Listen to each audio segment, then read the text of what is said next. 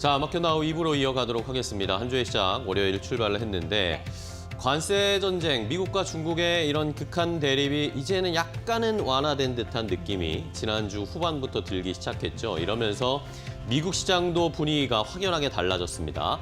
자, 우리도 이런 분위기에 맞춰서 조금 더 레벨업을 해야 하는 상황이고요. 우리나라 안에서는 또 추경을 이제 편성할 것이다라는 모멘텀 때문에 내수와 관련된 또 종목들이 힘을 받을 수 있으니까 양쪽에서 조금 이제 실마리가 풀려가는 시장의 분위기가 형성이 되고 있습니다. 가장 중요한 것은 결국에 지난주에도 계속 말씀드렸지만 외국인 수급이 들어와야 돼요. 이러니까 우리 시장이 아직은 레벨업이 못 되고 있는데 본격적인 외국인 수급만 들어오면 추가적인 상승을 할 수 있는 그런 모멘텀, 빌드업은 갖춰진 것 같습니다. 이번 주에도 숨가쁜 한 주가 되겠네라는 생각이 듭니다. 네. 미국 빅테크, 그러니까 M7의 시장에 미치는 영향력이 예전보다 줄기는 했습니다만 여전히 영향력을 과시하고는 있잖아요. 살펴봐야죠. 근데 여기에 빅테크 4개의 기업, 애플, 마이크로소프트, 메타, 아마존 실적 발표 대기하고 있습니다. 네네. 이게 우리 시장에 또 직간접적으로 영향을 미치니까 안과 밖의 실적 요소들 잘 챙기시는 한 주 될 수 있도록 저희가 또 노력을 해야겠네요. 네. 자, 이번 주에 미국 실적뿐만 아니라 우리나라에서 실적도 계속 발표됐잖아요. 이런 것들 잘 체크하시면서 저희 장중에 나오는 실적들은 어쨌든 계속 체크해드리도록 할 테니까 함께 해주시기 바랍니다. 자, 오늘 또 시장의 분위기 어떨까요? 오늘 시장을 움직이고 있는 업종과 이슈 그리고 전반적인 분위기를 함께 이슈 브리핑으로 알아보도록 하겠습니다. 자, 이슈 브리핑 오늘도 싱크풀을 통해서 함께 확인을 해보도록 할 텐데요. 자, 시장의 분위기 오늘은 주말 사이에 이슈가 됐던 것들 때문에 크게 이 원의 안에 유심과 보안이 오늘 큰 이슈 테마로 부각이 됐습니다. 지난주 금요일에 장 막판부터 이 유심 관련된 테마가 다시 부각이 되기 시작했는데요. SK텔레콤의 이 관련된 유심 해킹 사건, 이런 것 때문에 지금 유심 교체해야 되시는 분들 많으실 겁니다. 오늘부터 시작이 된다고 하는데 SK텔레콤 쓰는 분들 아니면 SK텔레콤 알뜰폰 쓰시는 분들은 오늘부터 유심 교체를 하셔야 됩니다. 대기가 좀 길어질 수도 있다고 하는데 빨리 바꾸셔야 피해를 덜 보실 것 같습니다. 일단 요걸 좀 체크를 해드리겠고 요거와 관련해서 이 이슈 때문에 지금 유심 관련된 종목들 보안 관련된 종목들이 같이 좀 올라가고 있습니다. 유심 관련된 종목은 근데 살펴보셔야 되겠지만 좀 단기적인 테마잖아요. 어쨌든 유심을 교체해버리면 그 다음에는 이슈가 사라지는 것이기 때문에 단기적인 테마로 지금 빠르게 올라온다라는 것은 살펴보셔야 되겠고 만약에 이 사건, 이 해킹이나 그리고 앞으로 양자 컴퓨터 오늘 또 이슈도 있지만 이것과 관련해서 앞으로 계속 살펴봐야 할 업종 테마는 오히려 보안이 아닐까라는 생각을 좀 해보셔야 할 것 같습니다. 앞으로 이런 사이버상에서의 보안은 더 중요하면 더 중요해졌지 덜해지진 않을 거잖아요. 이러니까 오늘 함께 SK텔레콤의 이 해킹 사건과 연관되어 있는 유심 보안 같이 올라가고는 있지만 중장기적으로 봤을 때는 조금 더 무게를 실어야 할 곳은 어디인지를 먼저 살펴보셔야 할 것 같습니다. 자, 이외에도 이제 대선이 얼마 남지 않았습니다. 한 달 정도밖에 남지 않은 상황인데 대선 테마 관련해서 주말 사이에서도 대선 관련된 이슈 너무나 많았잖아요. 민주당에서는 이재명 후보가 이제 확정이 됐죠. 그리고 국민의힘에서도 5월 3일에 최종 후보가 결정이 됩니다. 여기에다가 한덕수 대통령 권한대행이 출마할 것이냐에 대한 이슈가 계속 부각되고 있죠. 이런 연관된 정치 관련 테마주들도 계속 시장에서 주목을 받고 있습니다. 이런 대선 정책주가 지난주에 계속 돌아가면서 상승을 보였는데 이번 주에도 과연 그런 모습을 보여줄지 그런 것들은 계속 체크를 해보셔야 되겠습니다. 반면에 이 주도 업종이라고 할 수 있는 반도체는 오늘 힘을 못 내고 있습니다. 지난주에 SK텔레콤이 굉장히 SK 하이닉스죠. SK 하이닉스가 실적을 굉장히 좋게 발표를 했음에도 불구하고 주가가 그렇게 가지 못했는데 그리고 모건 스탠리 쪽에서 또 우리나라 반도체 관련해서 추운 시즌이 올 것이다. 이런 안 좋은 리포트를 냈는데 그러면서 약간은 주춤거리고 있고 분위기를 좀 살펴보는 모양새입니다. SK 하이닉스와 삼성전자 오늘 주가의 움직임이 크게 나타나지는 않고 있는 상황이고 2차 전지 관련해서 오늘 좀 좋은 흐름이 나타나고 있습니다. 나트륨 배터리로 이렇게 테마가 나오기는 했는데 오늘 주말 사이에 테슬라가 좋은 소식이 있었잖아요. 미국에서 자율주행 관련된 규제를 완화하는 내용들을 발표했습니다. 이러다 보니까 테슬라의 주가가 주말 사이에 금요일에 10% 가까이 하루에 올라버렸고요. 우리나라에서도 2차 전지 관련된 종목들과 그리고 자율주행 관련된 종목들, 여기에 배터리 관련해서 나트륨 배터리, 중국 쪽에서 나트륨 배터리를 개발했다라는 이야기가 나오면서 관련된 테마들이 상승세를 나타내고 있는 모습이고요. 이외에 콘텐츠, STO, 그리고 남북경협, 제약바이오. 제약바이오는 지난주에는 아스코나 AACR 관련해서 이벤트 관련해서 주가들이 많이 올랐는데 오늘은 또 오히려 반면에 2차 전지가 코스닥에서 올라가고 있고 반면에 제약바이오, 그동안 잘 갔던 제약바이오가 차익 실현 물량이 좀 나오면서 AACR의 이런 이벤트, 이런 이슈가 소멸되는 그런 모습이 나타나면서 차익 실현 매물이 제약바이오 쪽으로 나오면서 낙폭이 좀 크게 나오고 있습니다. 그러다 보니까 코스닥 지수가 전반적으로 좀 떨어지는 그런 시장의 분위기가 나타나고 있다는 것도 확인을 해보셔야 되겠습니다. 자, 그럼 첫 번째 이슈부터 확인해 보도록 하겠습니다. 앞서서도 살짝 말씀드렸는데 주말 사이에 테슬라의 주가가 엄청나게 급등했습니다. 테슬라 가지고 계신 우리나라 투자자분들도 많으실 텐데 지난주에 테슬라 주가가 많이 올랐잖아요. 이러다 보니까 그동안에 손실 보셨던 분들은 손실을 많이 하셨고 오히려 수익 중이셨던 분들은 수익이 더 올라가는 그런 모습이 나타났을 겁니다. 테슬라에 있어서 가장 올해 중요한 이슈 중에 하나, 기다리고 있던 것이 바로 자율주행 규제 완화와 관련된 이슈였습니다. 미국에서 과연 자율주행 관련된 규제를 완화해 줄 것인가 기대가 많았는데 지난주에 결국에 미국 정부, 미국의 교통부에서 자율주행 규제를 완화해주고 요것과 관련해서 그동안은 주별로 이 규제가 다 달랐습니다. 어떤 주에서는 자율주행 관련해서 좀 완화된 정책을 썼고 어떤 주에서는 자율주행 자체가 위험하다라고 하면서 규제를 굉장히 강화했던 그런 주들이 있었는데 이걸 이제 연방정부 차원, 미국의 전반적으로 연방정부가 통일된 기준을 추진할 것이다, 기준을 만들 것이다라는 기대 때문에 시장에서는 테슬라에게는 이게 굉장히 호재일 것이다. 많은 얘기들이 작년부터 있었잖아요. 일론 머스크가 트럼프 대통령을 그렇게 대통령으로 만들려고 했던 이유가 이거였다라는 그런 해석들도 굉장히 많았습니다. 그렇기 때문에 이제 이게 언제 규제가 완화될 것인가 많은 기대들이 있었는데 결국에는 지난주에 이런 내용들이 나왔습니다. 미국의 교통부가 제시한 산하기관 도로교통안전국에서 3가지 원칙을 제시를 했는데 공공도로상의 자율주행차 운행의 안전성을 우선한다. 이건 당연한 말이겠고요. 그리고 불필요한 규제 장벽을 제거해서 혁신하고 완화하겠다라는 내용이 포함됐고 여기에다가 안전성과 이동성을 높이는 자율주행차의 상업용 배치도 가능하게 할 것이다 라고 이야기가 나왔습니다. 어떤 게 떠오르십니까? 이 테슬라의 로보택시가 바로 떠오르죠. 미국의 로보택시가 이제 미국에서 테슬라의 로보택시가 미국의 전역에서 돌아다닐 수도 있다라는 가능성이 높아집니다. 자, 여기에다가 최근까지 미국에서는 수입차에 대해서는 자율주행 면제 프로그램을 적용을 하면서 이거 규제가 굉장히 느슨했습니다. 미국 차에는 오히려 굉장히 강한 안전성을 요구하면서 규제가 높았는데 이것과 관련해서도 미국에서 생산된 차에도 역시 자율주행 규제를 완화해주는 내용이 포함될 것이다 라는 그런 이야기가 나오면서 시장에서는 이제 자율주행, 본격적인 미국에서 자율주행이 현실화될 것이다. 중국에서는 지금 자율주행차가 엄청나게 돌아다니고 있는데 그러다 보니까 중국의 자율주행 이런 시스템은 계속 발전되고 있었는데 미국에서는 이 규제 때문에 미국의 자율주행이 성장을 못하고 있었다라는 그런 비판들이 많았습니다. 자, 과연 6월에 테슬라에서 일론 머스크가 사이버캡 그리고 로보택시 관련해서 이야기가 나왔는데 과연 어떻게 이제 미국에서 테슬라의 자율주행 택시가 돌아다닐 수 있을지 여기에 수혜를 받는 게 테슬라뿐만 아니라 우리나라 현대차도 수혜받을 수 있다. 그런 해석들도 나오고 있더라고요. 과연 우리 시장에서도 호재가 될 수 있을지 일단은 오늘 시장에서 관련된 종목들 주가의 흐름 좀 체크해 보겠습니다. 네, 뭐 2차 전지, 테슬라 관련 그리고 자율주행 쪽 뛰고 있습니다. 자율주행만 좀 선별해서 설명을 해드리도록 하겠습니다. 퓨런티어가 4거래 연속 상승을 하더라고요. 오늘 4.65% 상대적으로 강한 탄력이 퓨런티어에 모아지고 있는 거고요. 여기는 카메라 모듈 자동화 기업의 전문 기업이다. 이렇게 보시면 될 것 같습니다. 16,880원 선 보여지고 있는데 추가 상승 여력 오늘 오후장까지 그 힘이 유지될 수 있을지 보시면 도움이 됐을 것 같고요.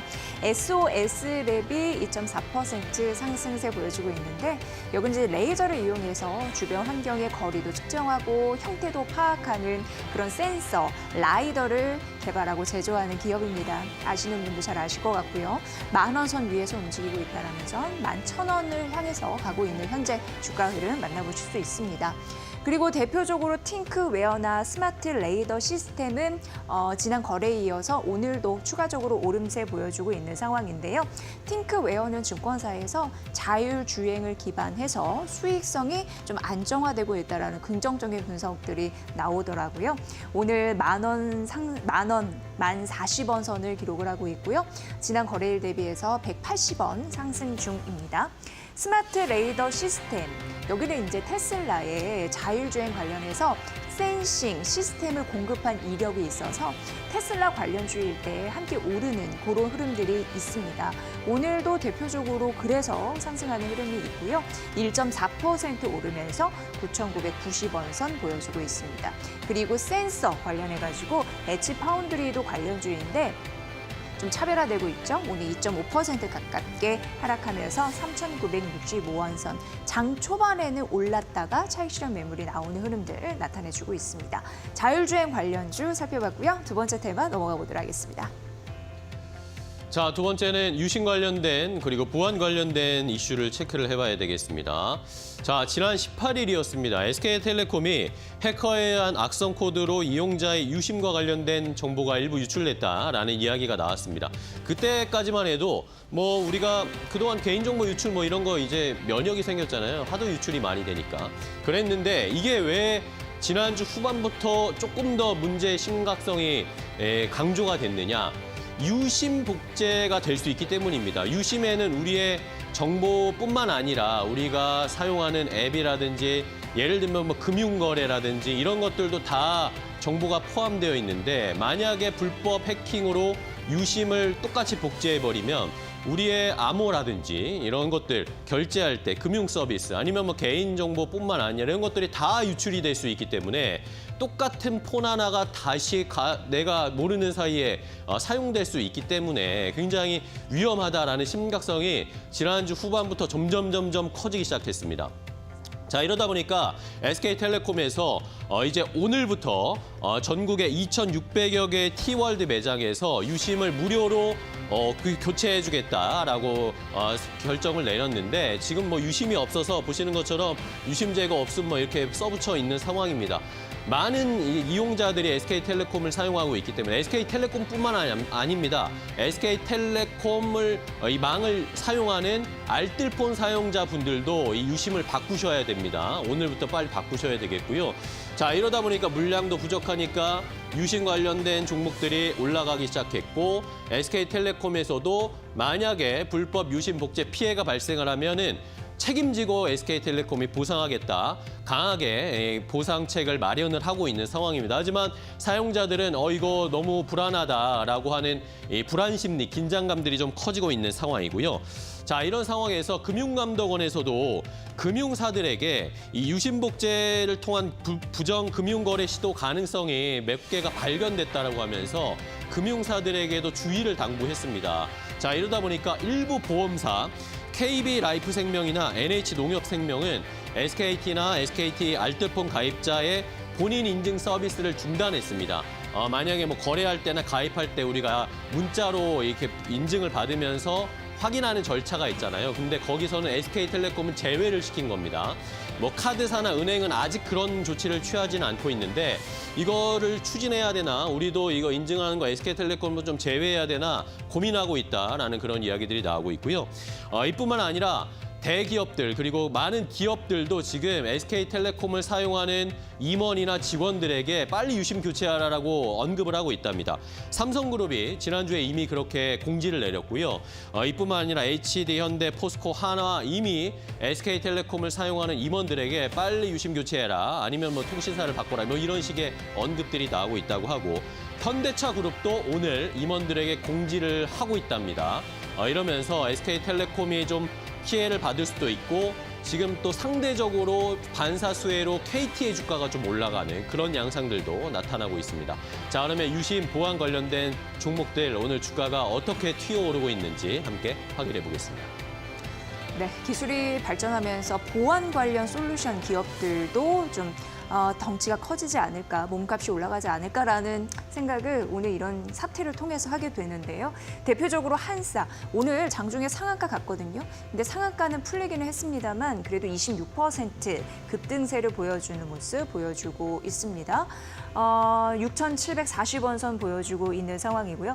모니터랩도 19% 넘는 급등세를 보여주고 있는데 애플리케이션 보완하는 그런 기업이다라고 보시면 되고 5,160원 선 보여주고 있습니다. 드림 시큐리티 해킹 사건 이후에 뭐 보안 인증도 하고 생체 인증도 하잖아요. 그러다 보니까 자연스럽게 관련 기술이 부각될 수밖에요. 오늘 9% 넘는 상승세로 3,660원 선 보여주고 있고요. 엑스게이트 사이버 보안의 필수라고 할 수 있는 네트워크 보안 솔루션 그런 기업입니다. 8% 이상 상승하면서 7,930원 선 보여주고 있습니다. 코나 아이도 대표적으로 보안 관련주의 유심 공급 업체다 이렇게 보시면 돼요. 한사과 비슷한 결이다라고 보시면 되고 쉽게 이해하기 위해서 오늘 6.8% 상승하면서 35,200원 선 보여주고 있습니다. 근데 대부분 유심 보안 관련주 중요하긴 하고 앞으로도 기술력도 더 부각될 것 같은데 일단 고점에서는 상승폭을 좀 줄이는 음봉의 흐름이라는 것도 특징이니까 오후장까지 그 힘이 유지될 수 있을지는 지속적으로 보시길 바라겠습니다. 세 번째 테마 넘어가 보도록 하겠습니다. 자, 마지막은 또 조선을 봐야 되겠습니다. 지난주에도 조선주가 계속 상승 탄력을 나타내더니 오늘은 또 52주 신고가 행진을 보이는 종목들이 계속 눈에 보입니다. 자, 이렇게 되면은 조선주는 지난 4월 초에 트럼프 대통령의 관세 이야기를 하면서 전반적으로 시장이 다 눌렸던 것 그 이전으로 주가가 다 올라왔습니다.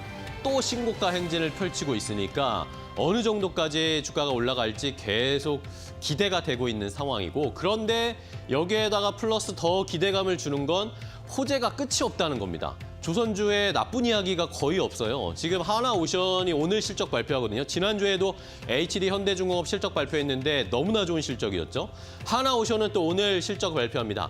지금 시장에서 평균적으로 나오는 이 컨센서스 매출이 한 3조 1천억 원대, 영업이익이 1,863억 원 정도를 예상을 하고 있습니다. 이것이 전년 대비로 해서는 매출이 36% 증가한 것이고 영업이익은 무려 252% 이상 증가한 수치. 만약에 이 정도로 나온다면 250%가 넘게 지난 작년 1분기보다 실적이 증가하는 것입니다.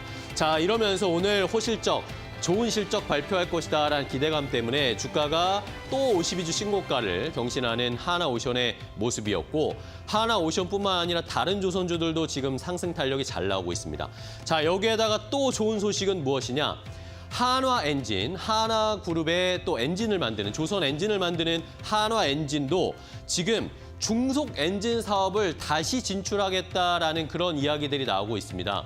자, 중속 엔진은 지난 이 하나 엔진이 그 전신이었던 HSD 엔진 시절에 가지고 있던 중속 엔진 라이선스가 있습니다. 이 중속 엔진 라이선스를 가지고 또 사업을 펼칠 것이다. 뭐 다른 기업을 인수 M&A에서 이 중속 엔진을 만드는 조금 더 큰 사업부를 만들 거다. 뭐 그런 이야기들이 나오고 있거든요. 이 중속 엔진이 왜 중요하냐? 이 중속 엔진은 군함이라든지 아니면 조금 작은 배에 실을 수 있는, 사용할 수 있는 엔진입니다. 결국에는 군함 만들겠다라는 그런 사업으로 보이니까 시장에서 오늘 하나엔진이 또 주가가 굉장히 상승을 많이 하고 있고요. 여기에다가 이번 주에 중요한 거, 지난주에 말씀드렸죠. 미국의 해군성 장관이 이번 주에 방한을 합니다. 과연 한화오션이나 HD 현대중공업에 방문할지, 플러스 여기 알파로 이제 트럼프 주니어가 함께 방문할지 이것도 가장 큰 관심을 모으고 있는 상황입니다. 자, 하나 오션뿐만 아니라 오늘 조선 관련된 종목들 어느 정도로 상승하고 있는지 마지막으로 살펴보겠습니다. 네, 오늘 역시나 시장을 이끌어가고 있는 섹터는 조선이라고 할 수 있겠네요. 하나엔진, 하나오션, HD 한국조선해양, 그리고 HD 현대중공업 모두 장중 52주 신고가를 터치를 했습니다. 하나엔진이 1분기만 하더라도 수주 1조 원 이상 했습니다. 그리고 탄소 배출 규제 이런 부분 때문에 친환경 엔진 사업에 대한 기대감은 더 무르익고 있는 것 같아요. 현재도 4% 강세임을 유지하면서 28,250원 선, 3만 원 선 넘어갈 것이다라는 예상들이 예전부터 좀 많았었는데 지속적으로 도전하는 모습 하나엔진에서 나타나고 있는 상황입니다. 하나오션은 필레조선소 인수를 했잖아요. 그리고 하나오션은 국내 조선사 최초로 작년에 미국 해군에 MRO, 유지, 보수 뭐 이런 쪽의 사업을 수주한 이력이 있습니다. 그렇기 때문에 앞으로 필리조선소 같은 경우에도 안정적인 일감으로 인한 매출 증대 기대감, 증권사에서 지속적으로 분석을 하고 있거든요. 오늘도 4% 가까운 상승세로 93,400원 선 보여주고 있습니다. HD 한국조선해양과 HD 현대중공업 정말 깜짝 실적을 냈죠. 컨센서스 대비해서 65% 이상 그리고 67% 이상 낸 흐름들이 나타나고 있습니다. 앞으로도 긍정적인 그 수주 흐름에 빛난 실적 개선 흐름들이 HD 현대그룹주에 모일 것이다라는 가능성 언급이 되면서 두 종목이 모두 신고가를 경신했다라는 흐름 말씀드립니다. 맨 마지막에 얘기하는 삼성중공업은 사실 올해 초 흐름에 봤을 때 주가 흐름이 다른 조선소 대비해서는 약간 못 간 흐름들이 있었습니다. 실적 부분에서도 약간 아쉽다라는 그런 분석도 있었고요. 하지만 긍정적인 건 조선 업황이 나아지면서 실적은 자연스럽게 좋아질 가능성이 있다라는 분석이 있고 컨테이너선 5,600억 원 두 척 수주했다라는 이슈까지 더해지고 있는 상황입니다. 5.6% 그렇다니까 상대적으로 그동안 못 올랐던 것도 있고요. 그런 모멘텀 때문에 오르면서 오늘 그래도 상승폭이 지금 현재 이 시간 조금 더 탄력이 있다라는 점 말씀드리면서 15,570원 선 보여주고 있습니다. 52주 신고가 가는 다른 여타 종목에 비해서 조금 더 잘 갈 수 있을지 그 반등 탄력을 누릴 수 있을지 지속적으로 관심 포인트로 보시면 될 것 같습니다. 오늘 조선 관련주까지 만나봤습니다. 자, 시장의 분위기 함께 확인을 해봤고요. 이제 종목별 투자 전략 필요한 시간이죠. 이데일리온 파트너와 함께 더 자세하게 종목별 투자 전략 알아보도록 하겠습니다. 네.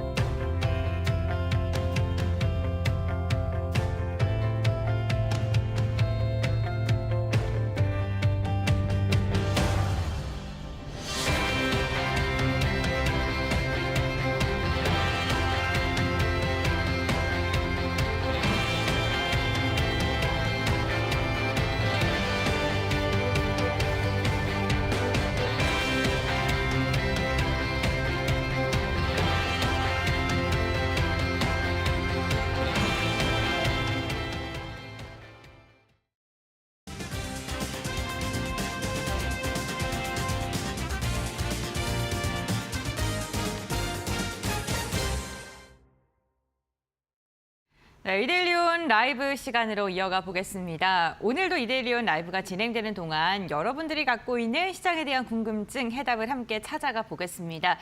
채팅창에 궁금하신 점 남겨주시면요. 오늘 함께하는 파트너와 함께 그에 대한 답변을 드리는 시간으로 이어가 보도록 할 테니까요. 편안하게 문의해 주시기 바랍니다. 오늘 함께하시는 전문가 인사 먼저 나누겠습니다. 김태훈 파트너 함께합니다. 안녕하세요. 안녕하세요. 네, 반갑습니다. 우선 오늘도 시장에 대한 이야기부터 해보도록 할 텐데요. 우리 시장도 그렇고요. 기술주 실적 발표 미국 증시 이제 이번 주에 대거 예고가 되어 있습니다. 이를 앞두고 조금 신중한 모습이 시장에서 펼쳐지고 있는 것 같은데요. 외국인 오늘도 이탈합니다. 어떠한 부분 좀 집중적으로 보고 계실까요? 그럼 전반적으로 지금 실적 발표하는 기술주들은 지난 1분기 실적을 발표하는 겁니다. 네. 그리고 4월 2일 날 이후에 트럼프가 이런 관세에 대한 정책을 이제 내놨기 때문에 지금 실적은 이런 트럼프 관세 전쟁에 대한 부분이 반영이 되지 않은 그런 실적이죠. 그렇기 때문에 미국에서도 지금 꽤 괜찮게 실적들이 나오고 그리고 테슬라 같이 아예 그냥 트럼프 정부에 입각을 해서 같이 일했던 그러면서 이미지가 나빠지면서 이 판매가 좀 완전히 떨어졌던 이런 테슬라만 제외하고는 대부분의 빅테크 종목들은 그런대로 선방한 좋은 실적을 내놨습니다. 1분기 때. 그래서 나름대로 지금 주가가 반등세를 나타내고 있는데요. 이러한 그 미국의 관세 정책이 그러니까 트럼프의 관세 정책이 전반적으로 시장에 부정적인 그리고 또 불확실성을 가져주고 있기 때문에 지금은 아직까지 이러한 관세 정책의 어떤 방향성을 딱 내놓기 전까지는 좀 그 현금을 좀 일정 부분 가져가시는 게 좋지 않나 하는 생각이 들고요. 그리고 지금 보시게 되면 이 프란시스코 교황님의 이제 이 장례식이 있었고 여기에 젤렌스키 그 우크라이나 대통령이 참여를 했고요. 참석을 했고 여기에 트럼프도 갔습니다. 그래서 아주 이제 큰 방에 아주 초라한 의자 2개를 놓고 둘이 이제 긴밀하게 상의하는 사진 한 장이 공개됐는데요. 여기서 구체적으로 나오지는 않지만 이제 크림반도를 이 우크라이나 쪽에서 포기할 수 있다라는 말들이 나오고 있습니다. 이렇게 되면 러우 전쟁에 대한 휴전이 한 발 더 다가간 것이고요. 실제로 러우 전쟁이 끝날 수도 있는 날이 그렇게 멀지 않았기 때문에 지난주 금요일인가 제가 우크라이나 재건 사업에 대해서 한번 말씀을 드린 적이 있는데 그 방송을 한번 재방송 한번 보시는 게 좋으실 것 같고 그리고 지금 미국 교통부가 이러한 자율주행 규제를 완화하겠다라는 것을 발표를 했습니다. 그러면서 이러면서 테슬라가 한 9%대 급등세를 나타냈는데요. 결국은 일론 머스크가 이 트럼프 정부에 참여한 가장 큰 이유는 이러한 법과 제도, 자율주행에 대한 법과 제도를 좀 바꿔서 테슬라의 사업이 뭔가 좀 기름칠이 좀 되도록 하려고 했던 목적이기 때문에 그 목적을 달성했다라는 말들이 나오고 있습니다. 그리고 아마존이 4월 이후로 들어서 1000여 개 상품에 대한 가격을 올렸는데요. 이게 가격 인상이 결국은 미중 관세 전쟁 때문에 중국에서 수입되던 값싼 제품들에 대해서 이 관세가 부과되면서 가격이 올랐다는 겁니다. 그렇기 때문에 이런 게 실제로 미국의 인플레이션을 자극하고 있는 그런 요인이기도 하고 또 인텔 같은 경우는 1분기 실적이 꼭 그렇게 뭐 괜찮게 나왔는데도 불구하고 순이익이 굉장히 나쁘게 나왔어요. 그러다 보니 앞으로 이 가이던스도 별로 좋지 않았고 그것 때문에 실망 매물이 나오면서 6%대 급락했습니다. 이 부분은 반도체 부분이 갖고 있는 리스크를 극명하게 보여준 것이기도 하고요. 그리고 그 외에는 요즘 최근 들어서 미국의 빅테크 M7 업체들이 대부분 더 반등세를 나타내고 있습니다. 이건 1분기 실적을 반영하는 것이고 2분기 실적에서는 이 트럼프의 관세 전쟁 영향으로 그렇게 좋지 않을 가능성이 있기 때문에 이런 부분을 좀 대비를 하셔야 되는 겁니다. 네, 알겠습니다. 1분기 실적은 아직은 관세 여파가 적용되지 않은 것이다라고 이야기해 주셨고요. 그렇기 때문에 실적을 잘 나온 우리 시장에 있는 종목군들, 대표적으로 완성차 기업들이라던가 이런 종목들도 1분기 실적 잘 나왔는데 앞으로의 불확실성 때문에 주가는 좀 못 가는 움직임이 나타나고 있는데 이 부분을 좀 언급해 주신 것 같습니다. 그다음 국내 증시에 대한 이야기도 나눠봐야 될 것 같습니다. 우리 시장 같은 경우 어떤 부분 주목하고 계실까요? 네, 이제 5월이면 계절의 여왕이라고 그러는데요. 그러면 사람들이 야외 활동도 많이 하고 맞아요. 소비도 많아집니다. 왜냐하면 어버이날도 있고 어린이날도 네. 있고 하기 때문에 소비가 많이 늘어나고 그래서 그런지 오늘 뭐 신세계백화점이나 이런 소매, 그러니까 도매도 있고 소매 같은 소비 관련된 네. 종목들이 많이 오르는 모습을 보였습니다. 자. 5월이 시작되면 우리가 일반적으로 생각하고 있던 경험해왔던 그런 5월의 계절의 여왕으로 끝나는 게 아니라 이제 6월 3일 날 있을 대선을 앞두고 마지막 레이스를 펼치는 한 달이 뜨겁게 불타오를 겁니다. 이 말뜻은 대선 관련주, 즉 대선 공약으로 나온 종목들을 잘 보셔야 한다는 것이죠. 우리 증시에서 미국의 트럼프에 관련된 트럼프의 관세 전쟁에 대한 영향도 많이 크지만 지금 당장 우리 증시에서는 대선 관련주들이 더 큰 영향을 미칩니다. 이 부분은 우리들의 생활과 직접적인 관계가 있고 우리들이 낸 세금이 나중에 정책으로 만들어지는 분야이기 때문에 이 부분에 대해서 여러분 스스로가 많이 좀 고민을 좀 해보시고 이런 종목들을 찾으셔야 되고 내 포트폴리오에 이런 대선 관련주들을 담고 계셔야 되는 겁니다. 자, 지금 당장 이 한미 협의 이것 네. 때문에 우리 이제 그 대표단과 미국의 이제 베센트 미 재무장관이 만나서 1차 협의를 했습니다. 그리고 이번 주 중에 2차 협의를 구체적으로 한다고 그러는데요. 일단 뭐 미국 쪽에서 만족하는 것 같긴 한데 우리는 아직 구체적인 내용을 알 수가 없어서 어떤 보따리를 갖다 줬는지 모르겠습니다. 하지만 미국 쪽에서는 일단 만족을 하고 우리가 약속한 것들을 지키는지 지켜보겠다라고 베센트 미 재무장관이 트럼프 대통령 앞에 직접 말하는 게 미국 언론을 통해서 알려졌습니다. 그러니 괜히 좀 불안해지기도 하죠. 자, 그리고 또 한편 우리나라 시장에서 굉장히 큰 사건이 터졌죠. 지난 주말 내내 SK텔레콤의 해킹 사건으로 모든 가입자 2,300만 명 정도 됩니다. 이게 이제 한국이동통신 때부터 고객들이 있기 때문에 굉장히 많은 고객들, 우리 전 인구의 한 반 정도가 SK텔레콤의 고객이라고 할 수도 있는데요. 이 모든 가입자들의 유심칩을 모두 무료로 교체해 주겠다고. 이거는 SK텔레콤이 돈을 들여서 교체해 주는 겁니다. 그만큼 이번 사건이 굉장히 중대한 사건이죠. 이 교체를 하지 않고 나중에 문제가 발생했을 때는 이 책임이 소비자에게도 있습니다. 그렇기 때문에 어떤 식으로든 유심칩을 교체하는 이 SK텔레콤의 제안을 받아들이시는 게 좋으실 것 같고요. 그리고 SK텔레콤 쪽에서는 불법 유심칩 복제를 통해서 피해가 발생한다면 100% 보상하겠다고 선언을 했지만 나중에 유심칩을 교체하지 않거나 했을 때는 그 책임을 아마 소비자와 분담할 것 같습니다. 그렇기 때문에 유심칩 교체에 응하시는 게 좋을 것 같고요. 물론 SK텔레콤이 이렇게 선언을 했지만 지금 현재 갖고 있는 재고가 한 100만 개 정도밖에 되지 않는다고 합니다. 그러면 한 2,400만 명이 가입자니까 2,300만 명은 좀 더 기다리셔야겠죠. 이런 부분들 잘 보시고 이 SK텔레콤의 이 해킹 사건은 굉장히 충격을 준 사건인데요. 그만큼 우리나라의 최고의 보안이 걸려있는 이 보안망이 뚫렸다는 의미이기 때문에 굉장히 큰 충격을 주고 있습니다. 그리고 현대차, 기아차, 현대모비스 이 같은 자동차 관련주 3사가 이번 1분기 실적을 굉장히 좋게 내놨어요. 이게 이제 미국의 이 관세가 걸려있는 문제이긴 하지만 그래도 이 현대차 그룹이 제대로 잘 대응하고 있는 것처럼 보여서 그나마 좀 안심이 되긴 합니다. 그리고 효성그룹도 1분기 영업이익이 1254%나 증가하는, 즉 현대 그 중공업이 그러니까 이런 전력 기기들을 미국으로 수출하는데요. 이런 면에서 굉장히 큰 수익을 보고 있다는 것들을 잘 보여주고 있고요. 여기다가 이제 지금 우리 중에서 다시 한번 강조를 드리지만 대선 공약 테마주들이 지금 빠르게 그러니까 순환매를 보여주고 있습니다.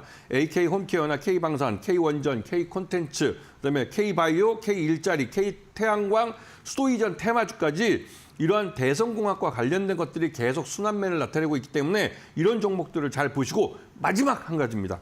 한미 2+2 협상에서 원달러 환율에 대한 별도 논의를 하자는 얘기가 나오고 있습니다. 지금 이 말 그대로 관세 전쟁 다음 라운드는 이 통화 전쟁, 즉 이 환율 전쟁이 될 가능성이 높다고 그러는데 우리나라도 제2의 프라자 합의처럼 우리 원화 가치를 절상하는 그런 일이 발생할 수도 있기 때문에 좀 주의 깊게 살펴봐야 될 그런 타이밍입니다. 네, 알겠습니다. 개장 전에 살펴보면 좋을 전반적인 이야기해봤고, 그리고 그게 결국에는 우리 시장에 지금 고스란히 반영이 되고 있다는 점까지도 언급을 해주셨습니다. 시장에서 좀 오늘 가장 좀 뜨거운 게 SK텔레콤에 대한 이야기가 아닐까 싶습니다. 주말 사이에 가입자 SK텔레콤에서 1,600명 이상이 빠지면서 지금 3사 과열 마케팅 시작됐다 이런 이야기도 나오고 있는데 지금 그러면서 주목받는 게 보안 관련된 기업들이거든요. 그런데 파트너님께서 저희 공약주 시간에 보안 관련된 기업을 몇 번 많이 좀 언급을 해주셨어요. 앞으로 주목해야 된다 하면서. 그래서 그러한 종목들을 좀 관심주로 두고 계신 분들도 계실 것 같은데 혹시 보유하고 계신 분들은 어떻게 대응해야 될지 지금 급등을 했지 않습니까? 네. 어떻게 보세요? 일단 지금 급등한 것은 이 SK텔레콤 그 보안망이 뚫렸다는 것 때문에 사람들이 여기에 투자가 이루어질 거다라고 해서 지금 매수가 많이 몰려든 것인데요. 네. 그런데 장기적으로 보면 오늘의 급등은 단기적으로 차익 실현 매물이 나오면 바로 꺼질 수도 있습니다. 네. 하지만 장기적으로 보시면 이 보안주들은 자율주행 자동차도 그렇고 AI 데이터 센터도 그렇고 이 보안주에 대한 투자가 더 이루어져야 됩니다. 지금 SK텔레콤처럼 우리나라 최고의 보안시설을 갖고 있는 그 핵심적인 정보도 탈취를 당할 정도로 우리나라는 보안에 대한 투자가 좀 적은 나라였죠. 그렇기 때문에 요 앞으로 이 보안에 대한 투자가 의무적으로 발생할 수 있고 그걸 법적으로 부과할 수 있습니다. 그렇게 되면 이 보안주들은 말 그대로 그 예산이 그 기업들 투자하는 기업들의 예산뿐만 아니라 정부의 각종 제도에 의해서 뒷받침을 받기 때문에 이 정보 보안주들은 굉장히 빠른 실적 증가를 나타낼 가능성이 크기 때문에 좀 장기적으로 보시면 특히 AI 데이터 센터나 그다음에 자율주행 쪽 관련된 이런 그 실제로 전장 쪽에 보안 관련된 기술을 납품하는 회사들은 분명히 실적 면에서 크게 증가할 가능성이 있기 때문에 그런 종목들을 좀 긴 안목으로 보시는 게 좋으실 것 같습니다. 네, 알겠습니다. 어쨌든 길게 바라봐야 된다. 보안주 아직도 좀 주목하고 있다라고 이야기를 해주셨습니다. 그렇다면 오늘 시장에서 좀 주목하고 계신 섹터를 좀 빠르게 알아보도록 할 텐데요. 어떠한 섹터 좀 주목하고 계세요? 네, 일단 그러니까 중국과 미국의 이런 관세 전쟁이 결국은 중국이 우리나라를 자기 편에 끌어들이기 위해서 여러 가지 노력을 합니다. 그중에서 가장 대표적인 게 한알령에 대한 해제죠. 네. 그리고 여러 번 앞에서 제가 말씀드렸지만 5월 달이 되면 이 한알령 해제에 대한 구체적인 액션이 나올 수가 있습니다. 왜냐하면 8월인가에 이제 경주에서 아이팩이 열리는데 이때 시진핑 중국 국가주석이 뭐 방한을 할 수 있다는 말이기 때문에 그 전반 작업으로 이런 한알령 해제에 대한 신호를 줄 수 있는 것이죠. 대표적인 게 이런 그 컨텐츠에 대한 부분들입니다. 그래서 이번에 K-팝 컨텐츠에 대해서 말씀을 드리겠는데요. K-팝은 우리나라가 전 세계적으로 경쟁력이 있는 분야입니다. 이러한 K-팝 아티스트 하나를 키워내는데 굉장한 노하우와 경험이 필요한데요. 여기에 대해서 우리나라만이 갖고 있는 이러한 경쟁력이 결국은 정부도 이러한 K-콘텐츠에 대한 국가 전략 산업으로 지정을 하고 육성을 하겠다고 했습니다. 그런 부분에서 굉장히 수혜를 받을 것 같고요.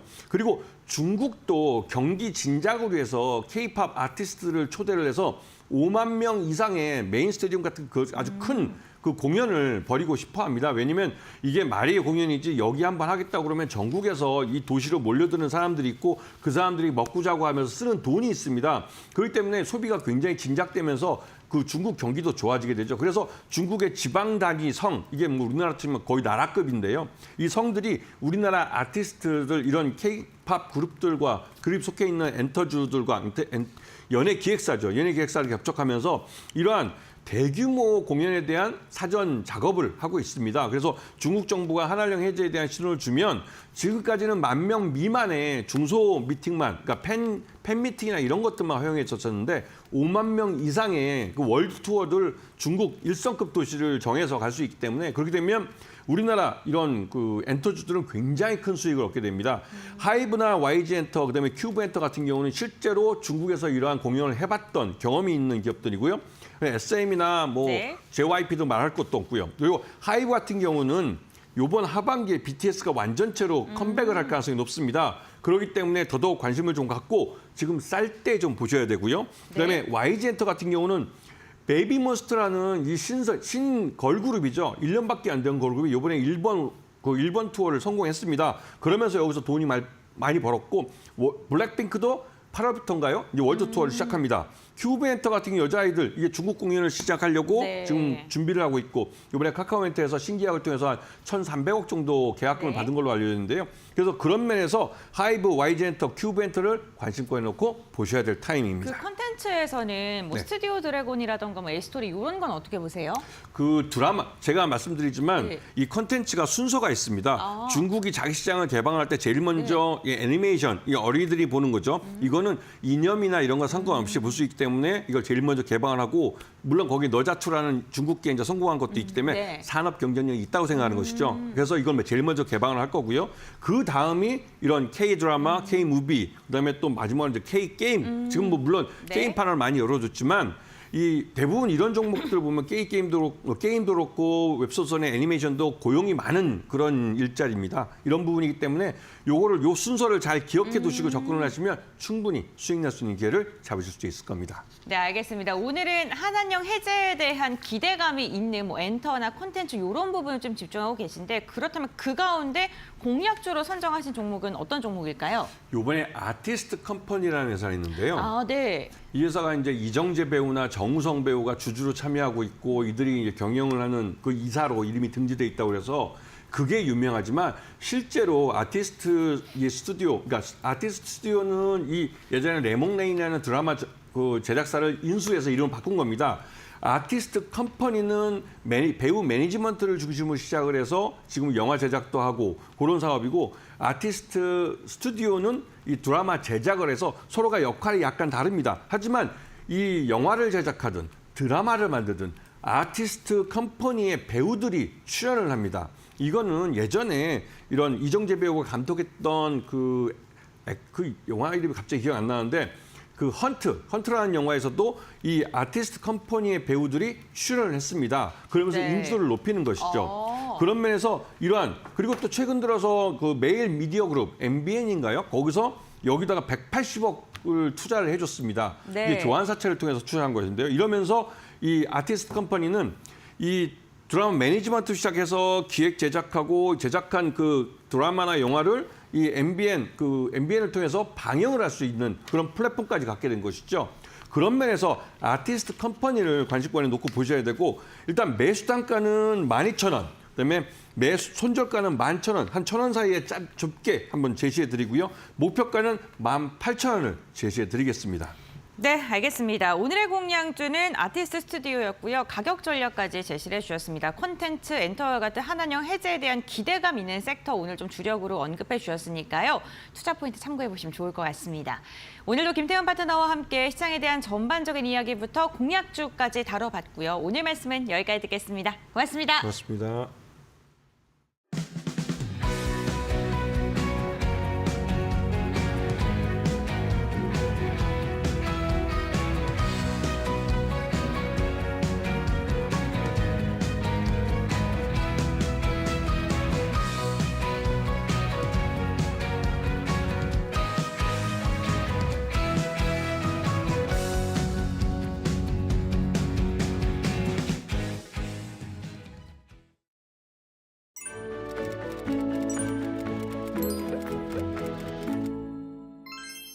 안녕하세요. 시청자 여러분은 봄을 만끽하고 계신가요? 꽃이 피고 수풀이 우거지는 풋풋한 봄 내음이 가득한 요즘입니다. 그래서 오늘은 풋풋한 경제상식을 가지고 왔는데요. 오늘의 경제상식은 바로 트럼프풋, 연준풋입니다. 최근의 시장은 트럼프 2기의 관세 불확실성 때문에 변동성이 매우 큰데요. 증시가 더 무너지면 트럼프풋 혹은 연준풋이 나와 시장의 하락을 막아줄 것이라는 이야기들이 나옵니다. 도대체 풋이 뭘 뜻하는 걸까요? 풋풋한 경제상식 바로 시작할게요.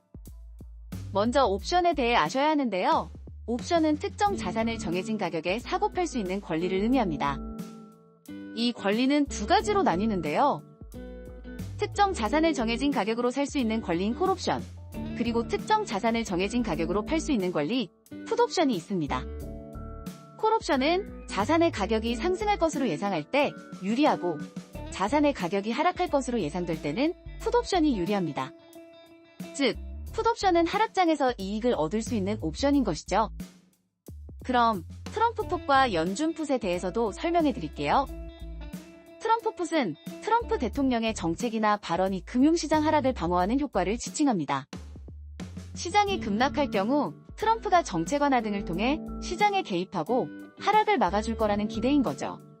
마치 풋옵션처럼 시장 하락 시 손실을 막아주는 역할을 한다는 점에서 트럼프풋이라는 용어가 사용되는 겁니다.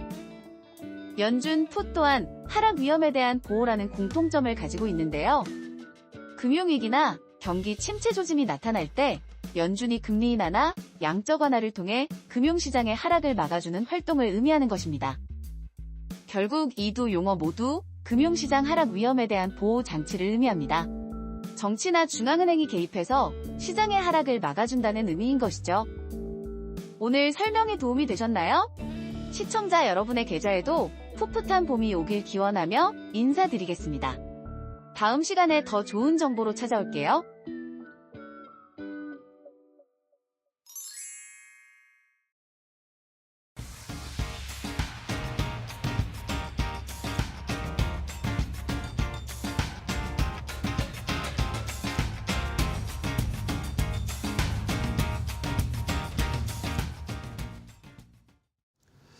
자, 마켓나우 2부와 함께하고 계십니다. 우리 시장 코스피는 0.2%, 코스닥이 0.89% 조금 더 하락폭이 크게 나오고 있네요. 아까도 말씀드렸지만 제약바이오가 오늘 코스닥 쪽에서 많이 좀 차익 실현 물량이 나오면서 하락폭이 커지니까 코스닥이 조금 더 낙폭이 크게 나오고 있습니다.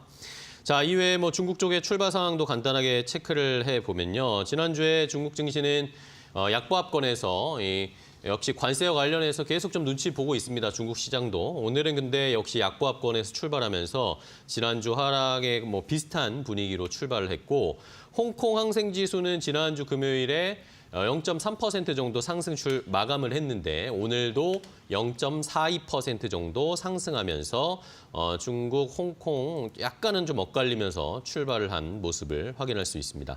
자, 일본 증시, 일본 니케이 증시는 0.68% 정도 상승세를 나타내면서 미국 시장의 훈풍을 일본 쪽은 조금 더 받으면서 출발을 하고 있는 상황입니다.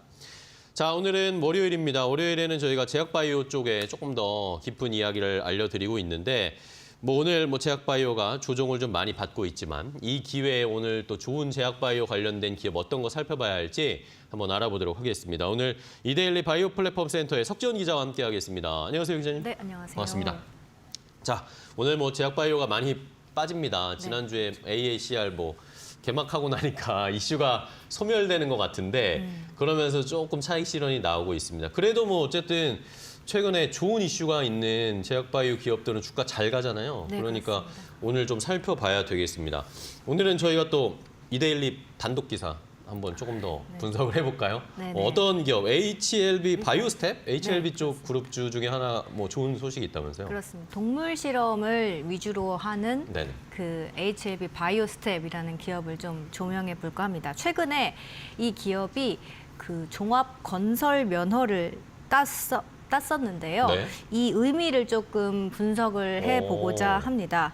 예, 기존에 이 회사는 동물 실험실을 이제 구축을 해줘서 거기서 나오는 이제 수익을 주로 매출의 절반 이상을 이제 거기서 발생을 해왔었는데 네. 이번에 이제 종합 건설 면허라는 걸 취득을 해서 앞으로 그 동물 실험을 대체할 대체 실험실 수요가 많아질 건데 여기에 좀 대응책을 미리 마련했다. 이런 점에서 좀 의미가 있을 것 같습니다. 네. 자, 바이오 기업이, 저희 바이오 기업이 얘기하는 매주 월요일인데 갑자기 종합 건설 면허를 취득했다. HLB 바이오스텝이 약간 의아하고 좀 생소하기는 한데 이 면허 취득이 근데 바이오 기업이 이렇게 받을 수 있는 건가요? 네, 그 일정 그 직원들이 이렇게 특수 그 종합 건설과 관련한 네네. 그 자격증을 몇 개 이상 그 보유하고 또 몇 년 이상 재직을 하는 그런 조건들을 좀 일부 달성을 하면 가능하고요. 자본금도 일정 부분 있어야 되고 네네. 그리고 전문 인력 말씀드린 그리고 사무실, 공제조합 가입, 법정 요건 이런 것들을 갖추면 딸 수 있습니다. 이게 쉽게 따지는 건 아니고 사실 HLB 바이오스텝이 되게 오래전부터 수년 전부터 이거를 준비를 해왔다고 합니다. 근데 그동안은 이제 그 동물 실험실 구축으로 주로 매출을 냈다고 했잖아요. 그거는 종합 건설 면허 없이도 왜냐하면 작은 바이오 벤처들한테 이제 동물 실험실 구축해 주는 거라서 필요가 없었는데 앞으로 대체 실험실 같은 경우는 정부가 좀 주도하는 대형 프로젝트일 가능성이 높다. 이렇게 미리 내다본 겁니다. 그래서 종합 건설 면허를 땄다고 합니다. 자, 얼마 전에 이제 저희도 지난주에 얘기했던 것 같은데 미국에서 이제 동물 실험을 조금씩 단계적으로 없애겠다라는 그런 정책을 추진하려고 하니까 거기에 또 피해가 되는 업체들도 있었고. 네, 그 중에 하나였죠. 그렇죠. 그러면서 HL 바이오스텝 이야기가 나왔었는데 그러면 어쨌든 지금까지는 대부분의 실적의 매출이나 영업이익의 중요한 부분이 동물 실험실을 만드는 네. 관련된 매출이었을 거 아닙니까? 네, 그렇습니다. 네. 지난해 이제 매출 중에서 네. 그 절반 이상 51.15%가 네네. 동물 실험실 설계, 구축, 뭐 유지, 관리 이런 제반 사업에서 발생을 했고요. 네네. 또 동물 실험에 기반한 유효성 그리고 또 안전성 평가 사업인 비임상 CRO라고 하거든요. 네네. 이 부분의 매출도 28% 거의 30%입니다. 그러니까 80% 이상이 동물 실험과 관련한 오, 매출에서 나왔던 거죠. 네. 자, 그러면은 이렇게 비중이 굉장히 뭐 따지고 보면 거의 80% 이상이 네. 다 이 동물 실험 쪽에서 매출이 나오는 회사인데 그러면은 이게 이번 달에 동물 실험 폐지 이야기는 이번 달에 사실 미국에서 나왔죠. 뭐 저희가 듣기에는 그렇죠. 이번 달에 나온 걸로 네. 알고 있는데 그러면은 이걸 그 전부터 준비했던 겁니까? 단기간에 이렇게 빠르게 할 수는 없는 거죠. 아까 말씀해 주신 것처럼 맞습니다. 어쨌든 건설 면허를 따려면 네. 뭐 자본금도 있어야 되고 사람도 있어야 되고 이 사업을 한 이력도 있어야 되고 이런 그렇죠. 것들인데. 그렇습니다. 그런데 이제 이번 달에 FDA가 발표를 해서 네네. 좀 시장에 널리 알려지긴 했지만 네. 사실은 30년 이상 이어져 온 이제 수건 과제였습니다. 이 전 세계적으로요. 네네. 그 처음에 대체 시험법 필요성이 제기된 게 1990년대 초입니다. 네. 그리고 이때부터 이제 전통적인 동물 실험 방식에 대한 윤리적 문제라던가 네. 그 한계 이런 것들이 이제 나오기 시작을 한 거고 그리고 이런 흐름 속에서 2007년에 네. 미국 정부가 21세기형 독성 시험법 이른바 이제 톡스 21이라는 프로젝트를 출범을 시켰는데 이 프로젝트는 동물 실험에 의존하지 말고 네네. 그 세포 기반의 실험 그리고 고속 자동화 기술 이런 것들을 활용한 첨단 기법을 활용해서 동물 실험을 대체할 수 있는 기술들을 연구하는 이런 프로젝트를 이제 만들었고요. 네. 그리고 2010년에 들어서는 본격적으로 이제 비임상 시험을 대체할 수 있는 연구 기술도 활발하게 시작이 됐습니다. 그리고 2022년 12월에 이게 이제 중요한 사건인데 네. 미국 의회가 그 동물 실험을 폐지할 수 있는 동물 실험을 의무적으로 하라는 그런 조항을 폐지하는 법안을 통과시켰습니다. 그래서 이게 이제 중요한 분수령이고 이 법안 통과로 인해서 인체 기반 대체 시험법만으로도 이 IND라던가 임상 진입을 네. 이제 가능하게 한 거죠. 네. 그리고 이제 여기에 연장선상으로 FDA가 이번 달에 이제 단계적 폐지를 발표를 한 겁니다. 네.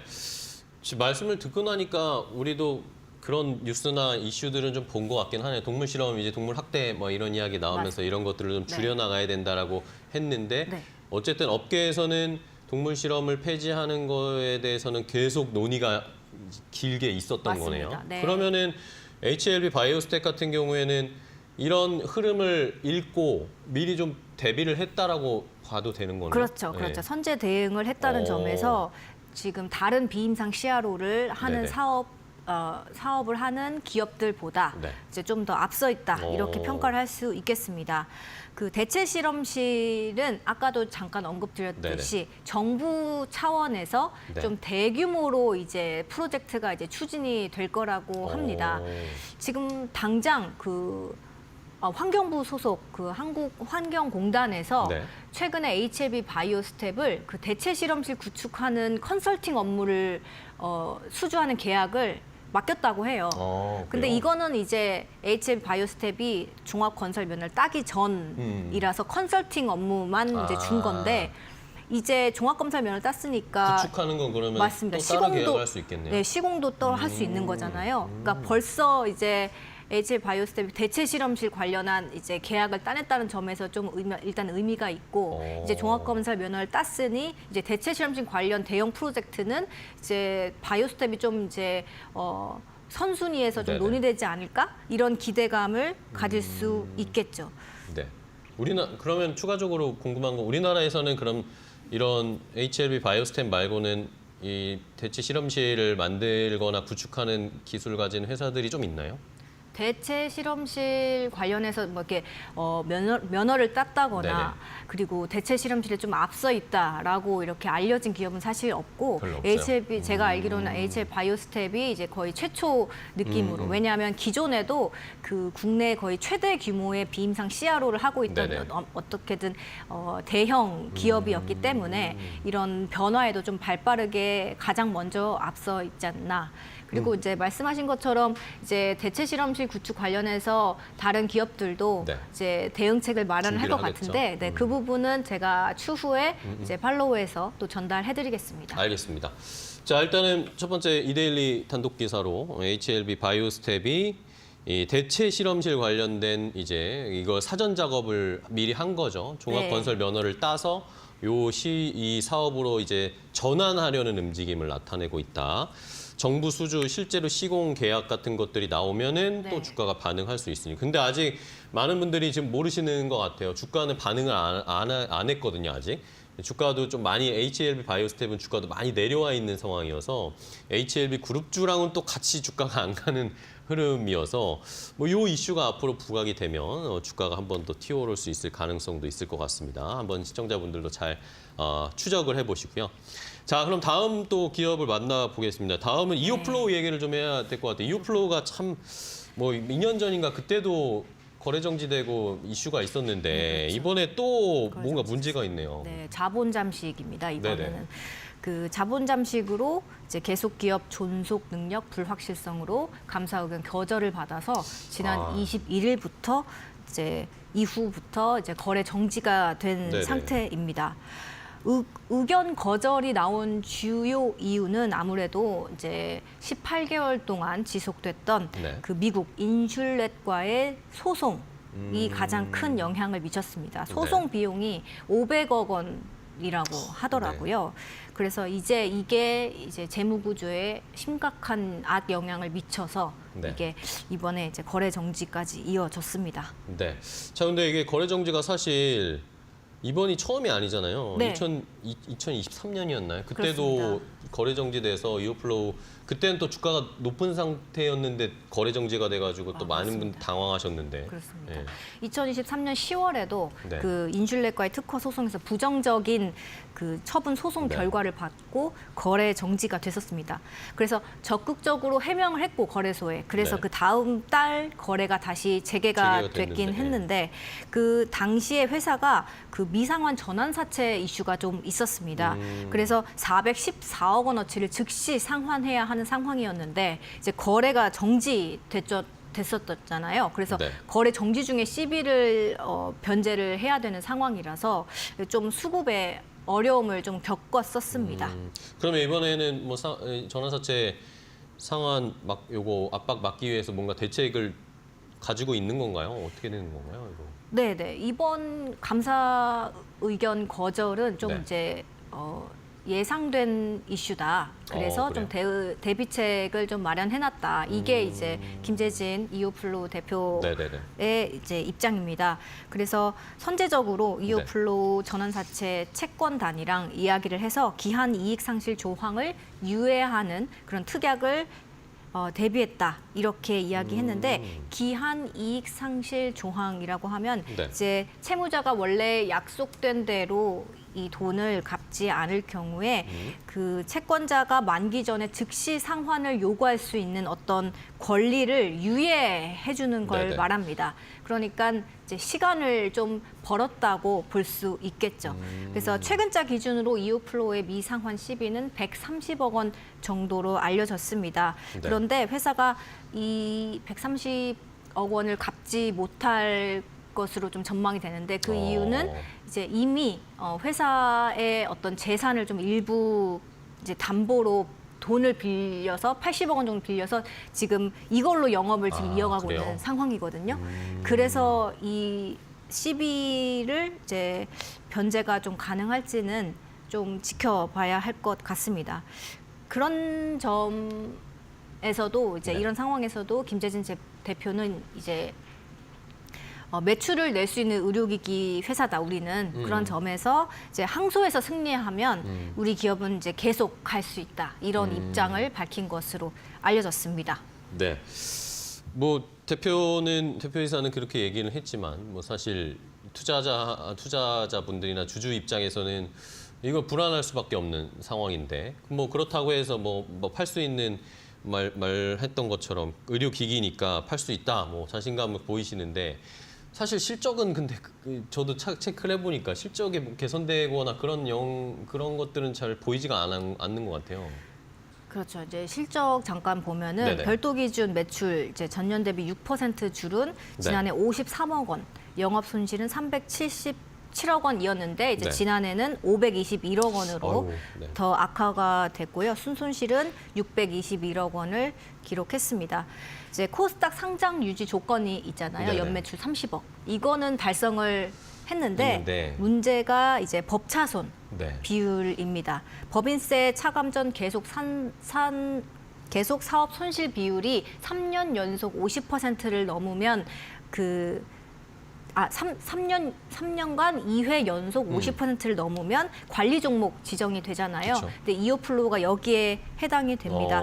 그래서 지난해 이오플로우의 법차손은 647억 원, 자기 자본 54억 원으로 따지면 네. 법차손 비율이 1186%이고요. 네. 직전 연도 법차손 비율은 105%였습니다. 그래서 2년 연속 법차손 비율이 50을 넘었네요. 50% 초과한 거죠. 그래서 올해 이 법차손을 줄이거나 자기 자본을 늘리지 않으면 이오플로우가 이제 상장 폐지가 되는 수순일 수밖에 없습니다. 그래서 지금 구조조정 네. 같은 걸로 이제 비용을 계속 축소시키고 있고 이로 인해서 이제 외부 자금 조달도 계속 진행을 하고 있는 상황입니다. 그리고 일단 2심부터는 소송 네. 비용이 좀 줄어들 것으로 전망을 하고 있는데요. 네. 아무래도 이제 1심의 내용을 토대로 재판이 이제 진행이 되니까 이때 초반에 나갔던 그런 비용보다는 2심에선 좀 더 적게 비용이 나갈 것으로 보인다. 이렇게 이야기를 했습니다. 네. 자, 이런 상황에서 지난주에 공시가 또 하나 이오플로우가 올라왔어요. 네, 체크를 지난주에 저희가 했잖아요. 네, 그 맞습니다. 이오플로우 관련해서 영업비밀 침해가 일단은 인정이 됐고 네. 글로벌 연구 금지 명령이 내려졌습니다. 이러니까 또 걱정을 할 수밖에 없는 상황이에요. 네, 법원은 이제 이오플로우가 경쟁사 인슐렛의 그 네. 주요 영업 비밀을 활용해서 제품의 개발, 생산, 판매를 했다. 네. 그래서 이제 이걸 앞으로 중단시켜야 된다. 이렇게 판단을 내렸습니다. 네네. 기존의 제품을 사서 쓰고 있던 환자들을 위해서는 한국이랑 EU 지역에 한해서 6개월 정도는 유예를 해줬습니다. 네. 그렇지만 뭐 한국에서는 기존 사용자 대상 유지 보수 정도로만 진행이 되고 신규 마케팅은 되지 않습니다. 유럽도 이건 마찬가지고요. 네. 그래서 사실상 이제 해외 시장이 이제 6개월 이후부터는 이제 완전히 봉쇄된다는 해석이 나오고 있습니다. 자, 그런데 어쨌든 안 좋은 결과가 나왔습니다. 이런 상황인데 이게 다행이라고 해야 될지 참 어쨌든 손해배상금 액수 자체는 네. 조금 줄었어요. 네, 손해배상금 액수가 상당히 줄었습니다. 네네. 6,630억 원이었는데요. 854억 원으로 많이 줄었습니다. 이것도 많긴 한데. 네, 그렇습니다. 이게 6,630억 원이라는 규모는 원래 이제 이오플로 연간 매출액의 130배, 자산 총계의 12배를 초과하는 네. 규모였는데 만약에 이 판결을 그대로 확정이 됐었더라면 이오플로는 재무제표상 순자산이 마이너스로 그쵸, 전환돼서 완전 자본 잠식에 빠질 뻔했습니다. 그렇지만 이제 규모가 많이 줄었기 때문에 네네. 이런 최악의 상황은 피했다고 보여지고요. 왜 줄었죠? 이게 이제 앞으로 글로벌 시장에서 제품 판매를 이제 못하게 하잖아요. 네네. 그에 따른 이제 그에 따라서 이오플로우가 지게 될 어떤 손해를 좀 탕감을 해줬다고 그걸로 좀 보시면 경감을 해준 거군요. 네, 되겠습니다. 앞으로 이제 글로벌 시장에서는 전혀 못하니까. 영업을 할 수 없으니까요. 네. 알겠습니다. 자, 그렇다면은 이게 이제 여러 가지로 지금 상황이 너무 좋지는 않은 것 같은데 지금 현재 경영진으로 이 문제 사태를 해결할 수 있느냐에 대한 주주들의 근본적인 의문이나 고민 또 어떻게 보면은 비판이 있을 수 있을 것 같습니다. 경영권 매각 이야기도 나오는 것 같던데 네. 지금 상황이 어떻게 되나요? 네, 감사 의견 거절 나온 다음에 회사 홈페이지에 네네. 김 대표가 글을 올렸는데 신규 투자 유치 과정에서 대주주 변경을 수용할 예정이다. 이렇게 네네네. 밝혔습니다. 사실상 경영권 포기 가능성을 열어둔 거고요. 이제 구조조정을 지금 이미 하고 있고 운영비 절감을 위해서 그리고 일부 자산도 지금 매각하는 절차에 돌입을 하면서 어쨌든 자구책 마련에는 계속 힘쓰고 있다는 점은 이제 투자자분들께서 좀 알아주셨으면 좋겠습니다. 네. 그리고 이제 만약에 소송 리스크가 이제 뭐 향후 완전 덜어내고 안정적인 재무 상태가 이제 복귀가 된다면은 주식 네. 거래가 재개될 수 있는데요. 뭐 일부 투자 업계에서는 이게 어떤 이제 부활이라던가 네. 뭐 이제 정상화보다는 이게 지금 한계 기업으로 그냥 끝나지 않을까 이런 우려가 나오는 것도 사실입니다만 어쨌든 김재진 대표가 앞으로 이제 자구책 마련을 한다면 또는 경영권을 또 다른 그 기업에게 넘겨서 이제 회사를 이제 회생할 수 있다면 뭐 그 부분도 이제 가능성이 열려 있는 건 맞으니까 투자자분들께서도 이 부분 고려하셨으면 좋겠습니다. 네, 알겠습니다. 자, 이오플로우까지 확인을 해봤습니다. 뭐 지금 상황 너무 점점 힘든 상황인데 앞으로의 추이 또 어떻게 결정이 될지 계속 지켜보면서 대응을 해보고 또 석재훈 기자가 하면 저희가 한번 또 상황 차후에 한번 또 지켜보도록 하겠습니다. 자, 오늘 석재훈 기자와 함께 이야기 나눠봤습니다. 제약바이오 쪽의 기업들 조금 더 자세하게 알려드렸는데요. 잘 참고해 주시고요. 오늘 좋은 인사이트 주셔서 감사합니다. 다음 시간에 또 뵐게요. 네, 고생 많으셨습니다. 감사합니다.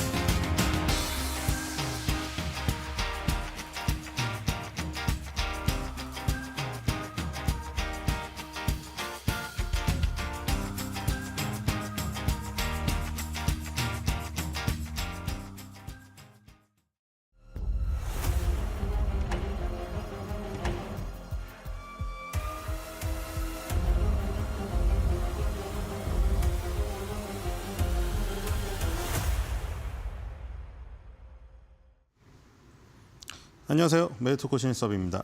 오늘의 주제는 정신 차린 테슬라 급등세, 도요타 자동차 브레이크 발대고 상승 급발진, 할로자인 면역 항암제 키트루다 피하 주사 제형 관련 MSD 상대 특허 침해 소송 제기, 자이글 불판 회사가 2차 전지 사업한다는 눈초리에 대한 입장입니다. 자, 이번 주는 미국의 굉장히 중요한 것들이 미국 항상 중요하지만 이번 주에 중요한 굵직굵직한 그 실적 발표가 굉장히 많이 있고 그리고 이제 그 관세 전쟁이 거의 이제 약간 최종 어떤 보스만 남은 그런 느낌으로 진행되고 있기 때문에 상당히 중요하죠. 경제 지표도 모두 다 중요하고요. 지금 그 월말이기 때문에 또 그 고용 지표가 정리돼서 나오잖아요. 그래서 지금 굉장히 갈림길입니다. 그 갈림길을 앞두고 주가는 회복세로 갈 수 있는 발판을 마련해놓고 지금 이 새 주를 맞이하고 있습니다. 자, 보시면은 다우 산업지수 21선 위로 지금 머리를 올려놨죠. 이게 쌍바닥의 모습을 완성시켜놓고 지금 이제 그 아주 중요한 순간을 기다리고 있습니다. 뒤로 가겠습니다. 네, 다우에서 가장 많이 올랐던 거는 엔비디아가 오랜만에 다우 30에서 가장 많은 상승률을 기록을 했습니다. 자, 엔비디아가 가장 최근에 다우 30에 들어왔죠. 예전 같으면은 다우 지수랑 엔비디아는 약간 결이 안 맞는, 그렇죠? 뭐라고 해야 될까요? 약간 그 신앙송 모임에 래퍼가 참여한 듯한 그런 느낌 아닙니까? 그렇죠? 다우존스 지수는 뭔가 이제 저 정적인 독서 모임이나 신앙송 모임, 뭐 찬송가 모임 이런 느낌이잖아요. 전통적이고 약간 느릿느릿하고 옛날에 같은 경우는 엑스모빌이 대장이었던. 근데 여기에 이제 엔비디아가 약간 래퍼나 댄서가 들어와가지고 야 나 신앙송 모임에 끼워줘. 약간 옛날엔 그런 느낌이었는데 지금 엔비디아가 다우 30에 편입이 되면서 이미지가 다우도 이제 많이 바뀌게 되었죠. 근데 이제 다우 지수는 가격 가중 방식이어서 이 한 주당 가격에 더 가중치를 둔다고 말씀드렸죠. 그래서 그 저번에 유나이티드 헬스그룹이 22% 급락해서 다우존스 혼자 하락하는 모습을 확인하셨을 겁니다. 유나이티드 헬스그룹이 시가총액은 엔비디아 뭐 이런 것처럼 크지 않은데 왜 그랬나요? 한 주당 가격이 유나이티드 헬스그룹이 굉장히 높았기 때문에 다우존스 30에서 영향력이 가장 세서 그랬습니다. 자, 근데 시가총액은 엔비디아가 제일 크죠. 자, 엔비디아, 마이크로소프트가 제일 크군요. 마이크로소프트, 엔비디아 이런 그 어떤 IT의 총알할까? 이런 기업들이 여기 다우존스 30에 많이 들어오면서 변화가 많이 있어요.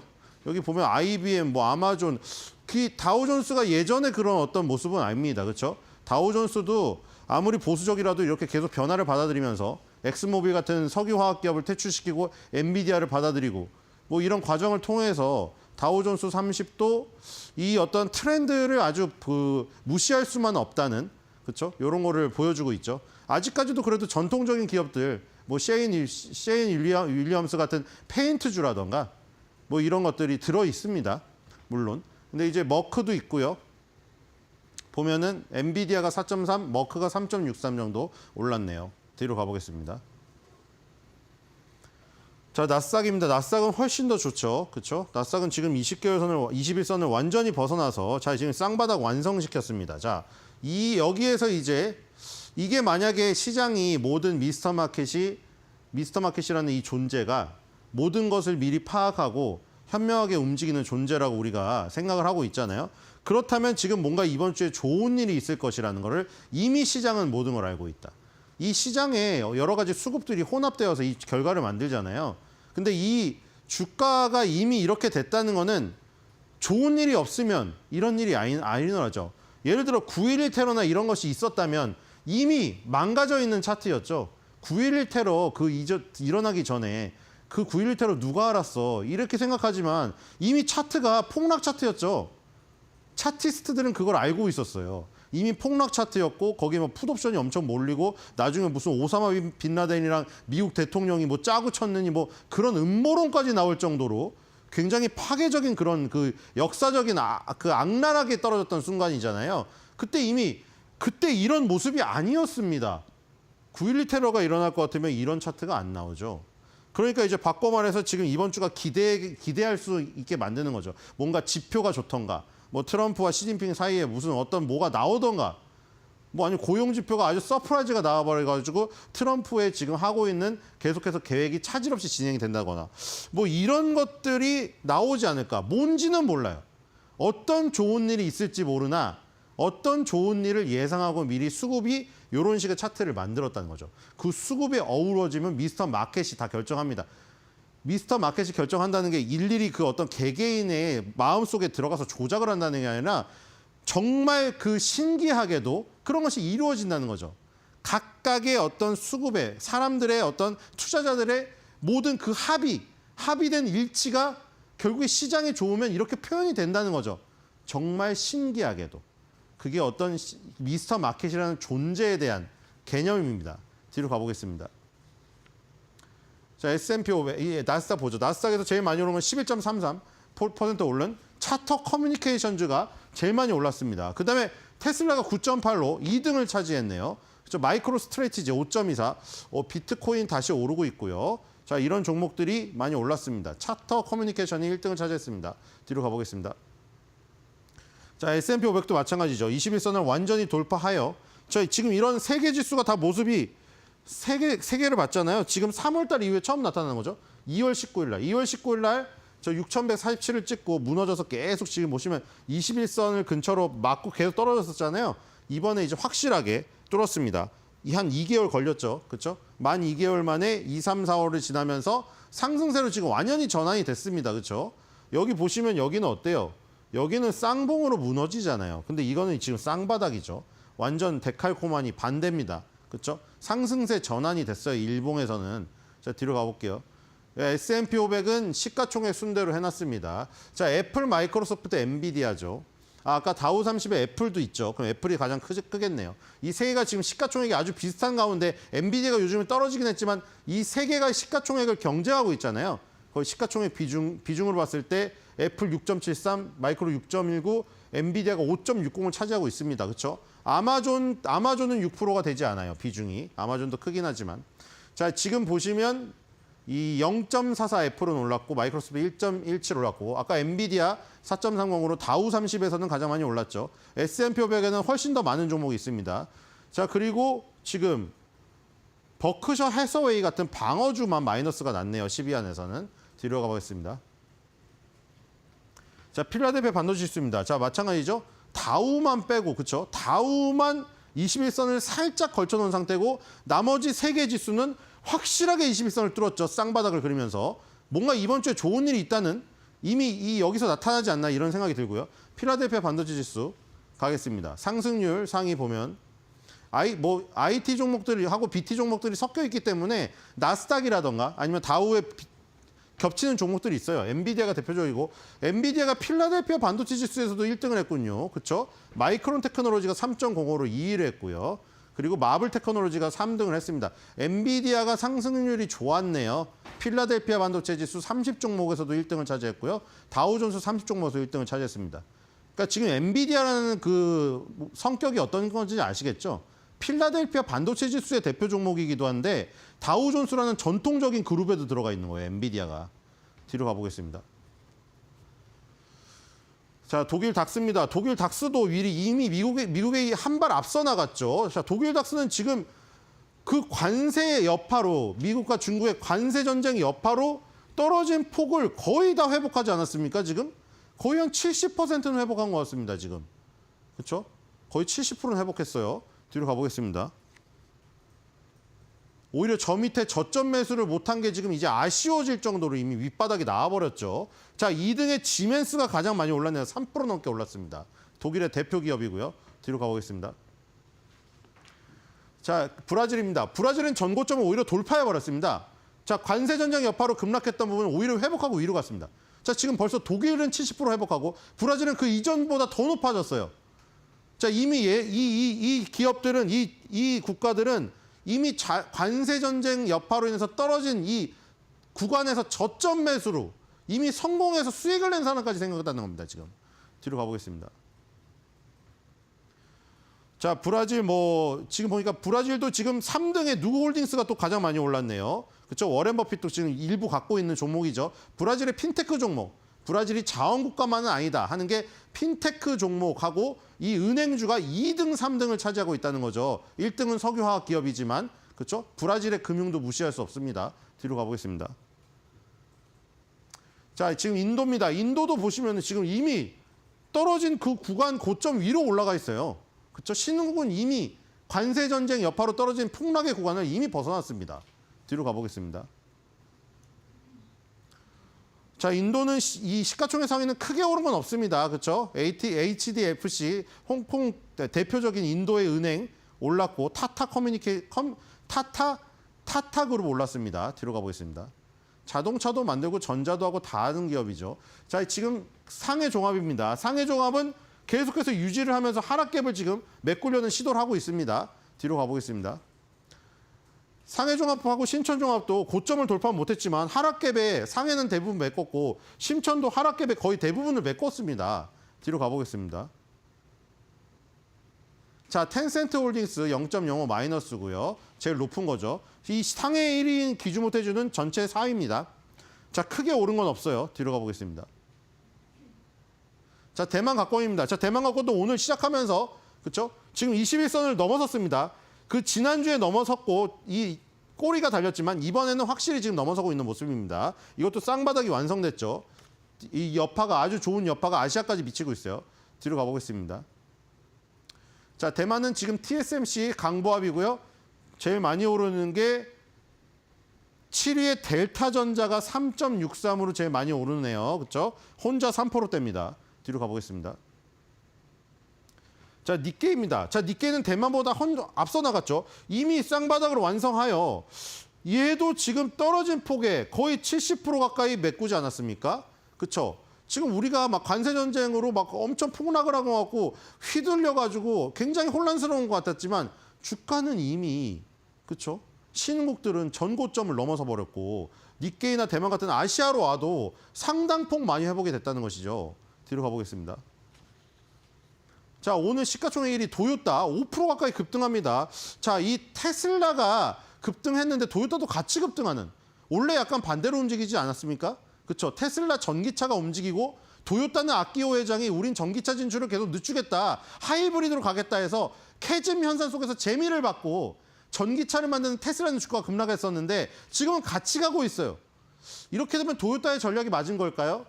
도요타는 나중에 따라가면 된다는 그 전략이었잖아요. 하이브리드로 돈 땡길 만큼 다 땡긴 다음에 전기차가 캐즘에 빠져가지고 테슬라를 비롯해서 정체되어 있을 때 우리는 그때 뒤늦게 투자하더라도 전기차는 금방 궤도에 올릴 수 있다. 그래서 도요타가 전기차를 출시했잖아요. 도요타의 전략이 괜찮지 않았을까 이런 생각이 듭니다. 뒤로 가보겠습니다. 자, 지금 코스피입니다. 자, 코스피는 61선마저 넘어섰습니다. 지난주 금요일에 61선에 살짝 올려놨는데 오늘 이제 61선 위에서 시작하면서 조금 더 위로 윗방향으로 전진을 하고 있고요. 자, 코스피도 마찬가지죠. 2650에서 떨어졌던 그 급락자리 대부분 다 메꿔서 2600선에 근접하고 있어요. 뒤로 가보겠습니다. 자, 코스닥도 탄력은 조금 떨어지긴 하지만 61선 위에 지금 걸려있는 모습입니다. 자, 우리나라 양대 지수가 다 61선을 안착했습니다. 뒤로 가보겠습니다. 자, 코스피 상입니다. 오늘 가장 많이 오르는 거는 역시 하나오션이네요. 13위 하나오션 혼자 3%대 오르고 있습니다. 나머지는 2%대도 없네요. 그렇죠? 뒤로 가보겠습니다. 하나오션이 돋보이고요. 자, 이 코스닥 같은 경우에는 오늘 에코프로뱀 에코프로 지금 2위, 4위가 굉장히 선전하고 있군요. 그 다음에 펄어비스가 오랜만에 지금 오르고 있네요. 펄어비스 사실 중국의 판호를 실패하면서 급락을 했었는데 18위에 실리콘투도 좀 오르고 있고요. 뒤로 가보겠습니다. 2차 전지주의 강세군요, 저기는. 자, 지금 원달러 환율입니다. 원달러 환율을 이제 회복하여 1440원 선, 40원 30 후반대 지금 진행되고 있습니다. 자, 여기서 이제 더 어떻게 탄력적으로 오를 수 있을까? 이제 이동평균선이 밀집되어 있고 이 저점 부근에 저항까지 있는 자리거든요. 자, 여기서 이제 이 정도에서 만족을 하는 것인지 아니면 트럼프가 이제 우리가 이제 안정적으로 됐으니 달러 가치 회복을 더 바라는 것인지 자, 어떻게 될지 모르겠습니다. 뒤로 가보겠습니다. 자, WTI는 제자리 걸음이고요. 뒤로 가볼게요. 자, 우리나라 지금 텐센트 홀딩스군요. 텐센트 홀딩스도 지금 21선을 돌파한 모습이죠. 아까 중국의 상해랑 심천을 보시면 회복 속도가 느리죠. 근데 중국의 시가총액 1위 종목은 홍콩에 상장되어 있는 텐센트 홀딩스입니다. 그러니까 중국 증시의 특성상 약간 폐쇄적이고, 그렇죠? 점심시간도 있고 플러스 마이너스 10%라는 제한이 있기 때문에 홍콩 아니면 미국으로 그렇게 진출하는 겁니다. 이 시가총액 1위 종목 중국도 홍콩에 가서 상장되어 있죠. 그게 더 어떤 시세를 반영을 더 잘한다고 보면 됩니다. 더 넓은 시장이고 더 원활한 시장이니까 홍콩이. 그래서 지금 21선을 돌파한 모습이 지금 나타나고 있고요. 뒤로 가보겠습니다. 자, 귀주모테즈 보시면 상해 1위는 이러고 있다는 것이죠. 그렇죠? 중국의 시가총액 1위 홍콩의 텐센트 홀딩스는 21선을 돌파했는데 중국 상해 1위인 귀주모테즈는 21선에서 지금 나가지 못하고 있습니다. 뒤로 가보겠습니다. 자, CATL도 마찬가지죠. 많이 올라왔지만 아직 61선, 120선 위에서 내려오고 있죠. 자, 뒤로 가볼게요. 자, TSMC입니다. TSMC도 똑같죠. 텐센트 홀딩스랑 완벽하게 21선을 돌파했습니다. 자, 뒤로 가볼게요.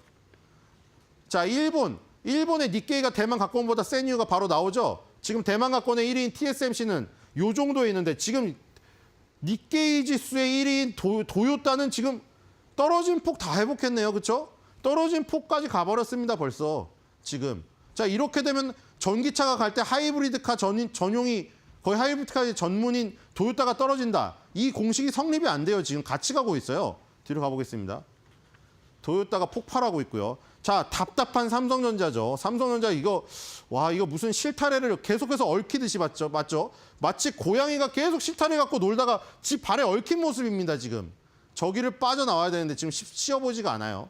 자, 그리고 인도 남부 생산시설에 1,700억 원 규모의 투자를 했다는 소식이 들려왔습니다. 자, 지금 애플도 마찬가지죠. 아이폰 중국에서 밀어낸다니까 인도 생산량을 늘리고 있죠. 지금 삼성전자도 인도를 공략하고 있습니다. 자, 지금 중국에서 밀린 기업들이 다 인도를 지금 노리고 있어요. 제2의 기지로. 삼성전자도 마찬가지네요. 뒤로 가보겠습니다.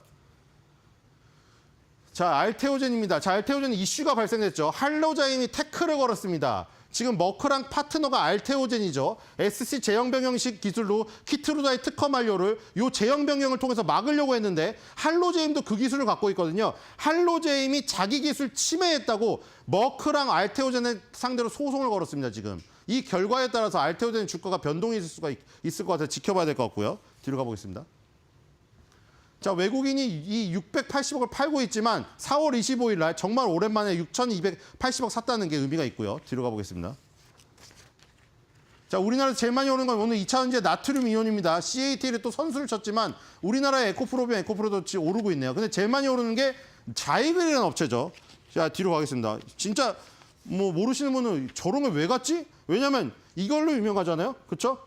이 삼겹살 굽는 판으로 유명한데 3월 달에 인터뷰한 자료가 있습니다. 자, 여기 범죄자가 들어와서 조인트 벤처가 깨졌어요, 지금. 미국의 조인트 벤처 깨졌는데 2차 전지 사업을 하는 건 사실이고 자기도 피해를 봤답니다. 그리고 자기는 한 주도 팔지 않았대요. 한 주도 팔지 않았기 때문에 2차 전지 사업을 하는 것을 정당하게 평가를 받고 싶답니다. 물론 시장에서는 너무 테마기로 지금 오르고 있긴 합니다만 이 회장님의 말씀이 지금 인터뷰에 있으니까 참조해 보시기 바라고요. 자, 오늘 하나오션이 강하고 자이글이 강하기 때문에 이걸 합쳐서 한 줄 매도평을 해보겠습니다.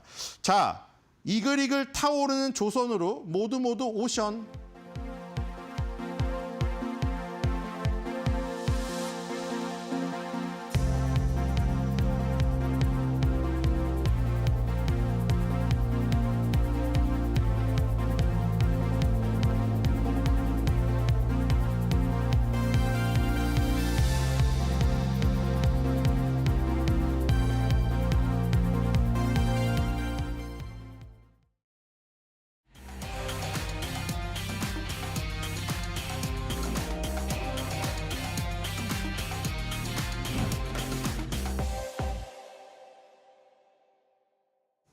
대담한 대담 시작을 하겠습니다. 지난주 같은 경우에는 미중 무역 갈등 이런 부분이 조금은 완화될 가능성이 있다라는 부분 때문에 상승 마감했고 오늘은 코스닥이 하락 전환하긴 했지만 그래도 코스피가 강보합권의 상승세를 유지하고 있는데요. 이번 주 핫 이슈들 정리를 해드리도록 하겠습니다. 제 옆에 염승환 LS증권 이사 와 계십니다. 어서 오십시오. 네, 안녕하세요. 네. 아, 이사님, SK텔레콤 이 이슈는 또 안 여쭤볼 수가 없어서 네. 지금 5% 급락을 하고 있는데요. 해킹 사고 여파의 급락이고 당연히 아시겠지만 이게 영업이익이 어느 정도 마이너스가 될 수 있을지 많은 분들이 좀 궁금해하세요. 2,637만 고객들에게 무상으로 이제 네. 칩을 교체를 해줘야 되는 그런 상황이잖아요. 그런데 과거 떠올려 보면 상장사들 대표적으로 LG U+도 그랬고 KT도 그랬고 하나손해보험 그랬고 인터파크, GS, 개인정보 유출이나 해킹 이슈가 있었어요. 때 워낙 개별 이슈마다 좀 주가가 떨어졌다가 급락 다시금 이제 회복하는 그 수준은 좀 달라서요. 어려운 질문이긴 하지만 이게 주가에 어느 정도 영향을 미칠지 이런 부분 가장 궁금해하세요. 어떻게 볼까요? 일단 이제 이게 어떻게 보면 SK텔레콤한테 굉장한 좀 위기일 수는 있죠. 이제 네. 고객 수가 워낙 또 많은 국내 1등 업체인데 여기에 또 사이버 이제 어떻게 보면 이제 해킹 사고가 발생을 했기 때문에 굉장히 이제 브랜드 이미지에도 좀 당연히 타격이 좀 갈 수밖에 없고. 근데 일단 그냥 우리가 비용적으로 한번 계산을 해보면 저도 그래서 이제 챗GPT한테 한번 좀 검색을 했어요. 예. 그러니까 2,500만 명 정도 된다고 하더라고요. 그래서 네. 보통 유심칩 가격이 싼 거는 한 5,000원에서 이 NFC 기능이 들어간 건 8,000원까지 이렇게 좀 다양한데 그냥 네. 최악의 경우를 가정했을 때 그냥 8,000원이라고 계산을 해보면 비용이 한 2,000억 정도 들어갑니다. 2,000억 되죠. 예. 근데 이제 작년에 SK텔레콤의 영업이익이 한 1조 8천억 정도 되거든요. 그러면 한 10% 정도 이제 이익 훼손이 나오는 거고 네. 당기순이익이 1조 한 3천억 정도 되니까 당기순이익 기준으로는 1조 아니까 한 14% 정도.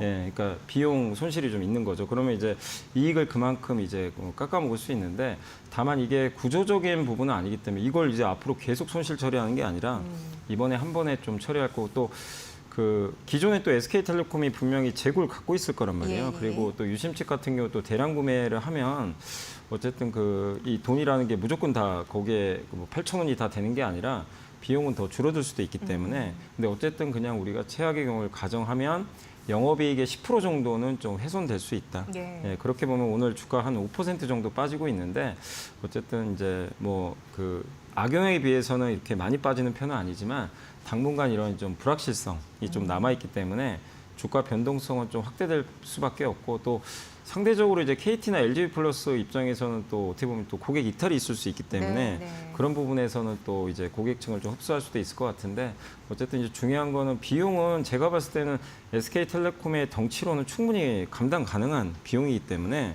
이것 때문에 뭐 회사가 뭐 정말 이제 뭐 휘청해서 정말 어려워진다 이런 것보다도 중요한 건 돈 문제보다는요 결국 이 실추된 이 브랜드 이미지 그렇죠. 또 예. 이거를 고객들한테 어떤 식으로 이제 지금 이제 유심칩은 다 무료로 하지만 모르겠습니다. 이걸 또 이제 또 소송이 또 걸릴 수도 있거든요. 예, 고객들이 또 자기가 또 중요한 어떤 정보들이 만약에 해킹됐을 때 그런 것들에 이제 소송도 좀 불확실하기 때문에 한 몇 달 정도의 시간은 좀 걸릴 수밖에 없는 것 같아요. 네. 그래서 주가가 이렇게 뭐 계속 폭락한다 이거보다 좀 답답한 그런 주가 흐름이 좀 당분간은 한두 달 정도는 이어질 수 있다 이렇게 봐야 될 것 같습니다.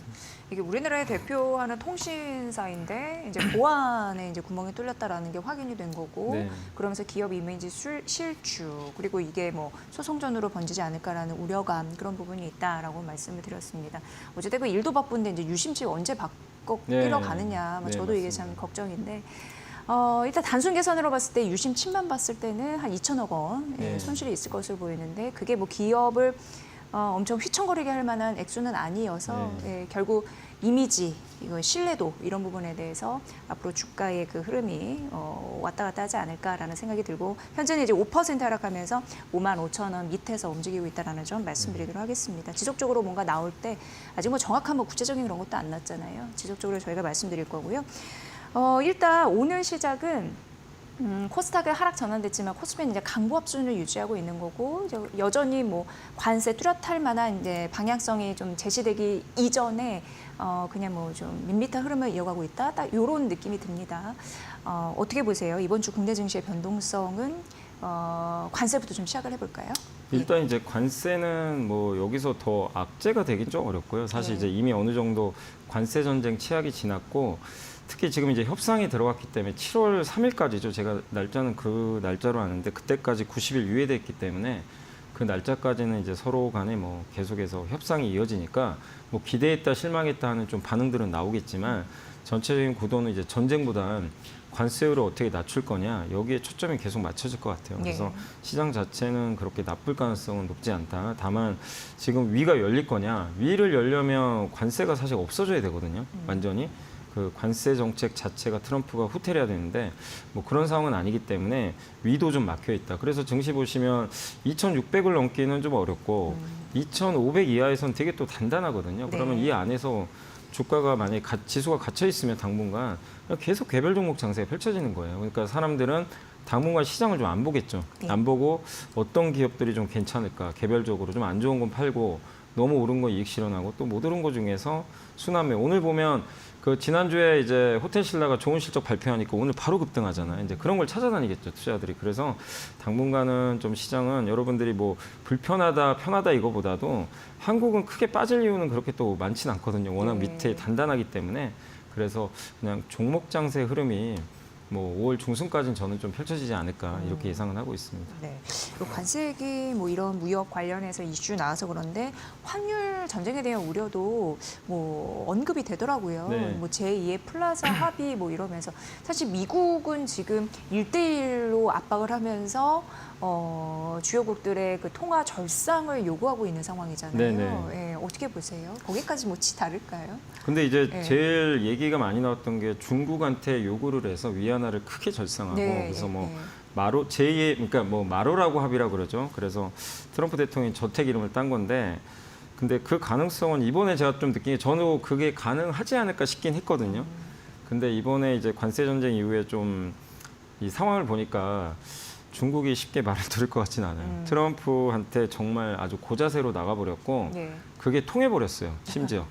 그러니까 트럼프가 좀 물러나고 있잖아요. 예, 후퇴하고 예. 있죠. 애플 아이폰도 관세 면제해버렸고. 그때 전화 먼저 안 하는. 예, 트럼프 맞습니다. 일기 행정부 때도 그랬다면서요. 예. 네. 근데 어쨌든 시진핑 주석도 좋을 건 없어요. 당연히 미중 전쟁에 중국도 엄청난 피해를 보는데 지금 더 많은 피해를 보는 게 미국이죠. 특히 미국의 약점이 너무 많기 때문에 지금 미국은 공장이 제대로 지금 갖춰지지 않은 상태에서 그냥 공급망을 이렇게 깨버리면 누가 제일 피해를 보겠으면 미국 기업들하고 미국 소비자예요. 네. 일단 가장 큰 타격은. 그렇기 때문에 트럼프도 그걸 좌시할 수 없어서 최근에 이제 스콧 베센트 재무장관을 앞에 내세워서 좀 달래주고 있잖아요. 약간 분위기가. 그래서 이런 상황이 이제 어떻게 보면 폐가 노출됐기 때문에 이거를 중국이 지금 모를 리도 없거든요. 그러면 미국이 마로라고 합의하자. 좀 이 환율, 그러니까 이 위안화 올리자. 이런 걸 요청을 했을 때 중국이 과연 그걸 받아줄까? 그럴 가능성 없습니다. 그래서 저는 물론 어느 정도 환율은 절상할 가능성은 있어요. 네. 위안화를. 지금 위안화가 굉장히 낮은 수준에 맞기 때문에 그동안 달러가 또 강했고 근데 이거를 그냥 강압적으로 중국이 요청한다고 받아줄 가능성은 저는 그렇게 높진 않다. 근데 그게 아니더라도 지금 트럼프 스스로가 달러 약세를 그냥 만들어 버렸거든요. 본인 스스로가 안 좋은 방향으로 만들어서 참 네. 그게 미국 입장에서 안 좋긴 한데 네. 미국의 신뢰를 떨어뜨려 버리니까 그냥 달러가 자동으로 급락해 버렸어요. 그 확고하던 달러가. 그래서 어느 정도 지금 달러가 좀 많이 떨어졌기 때문에 여기서 지금 이 달러 지수가 고점 대비 한 10% 빠졌거든요. 근데 여기서 또 환율을 그러니까 이 달러화를 더 떨어뜨리려고 다른 나라에 압력을 넣어서 야 너네 왜 빨리 올려라.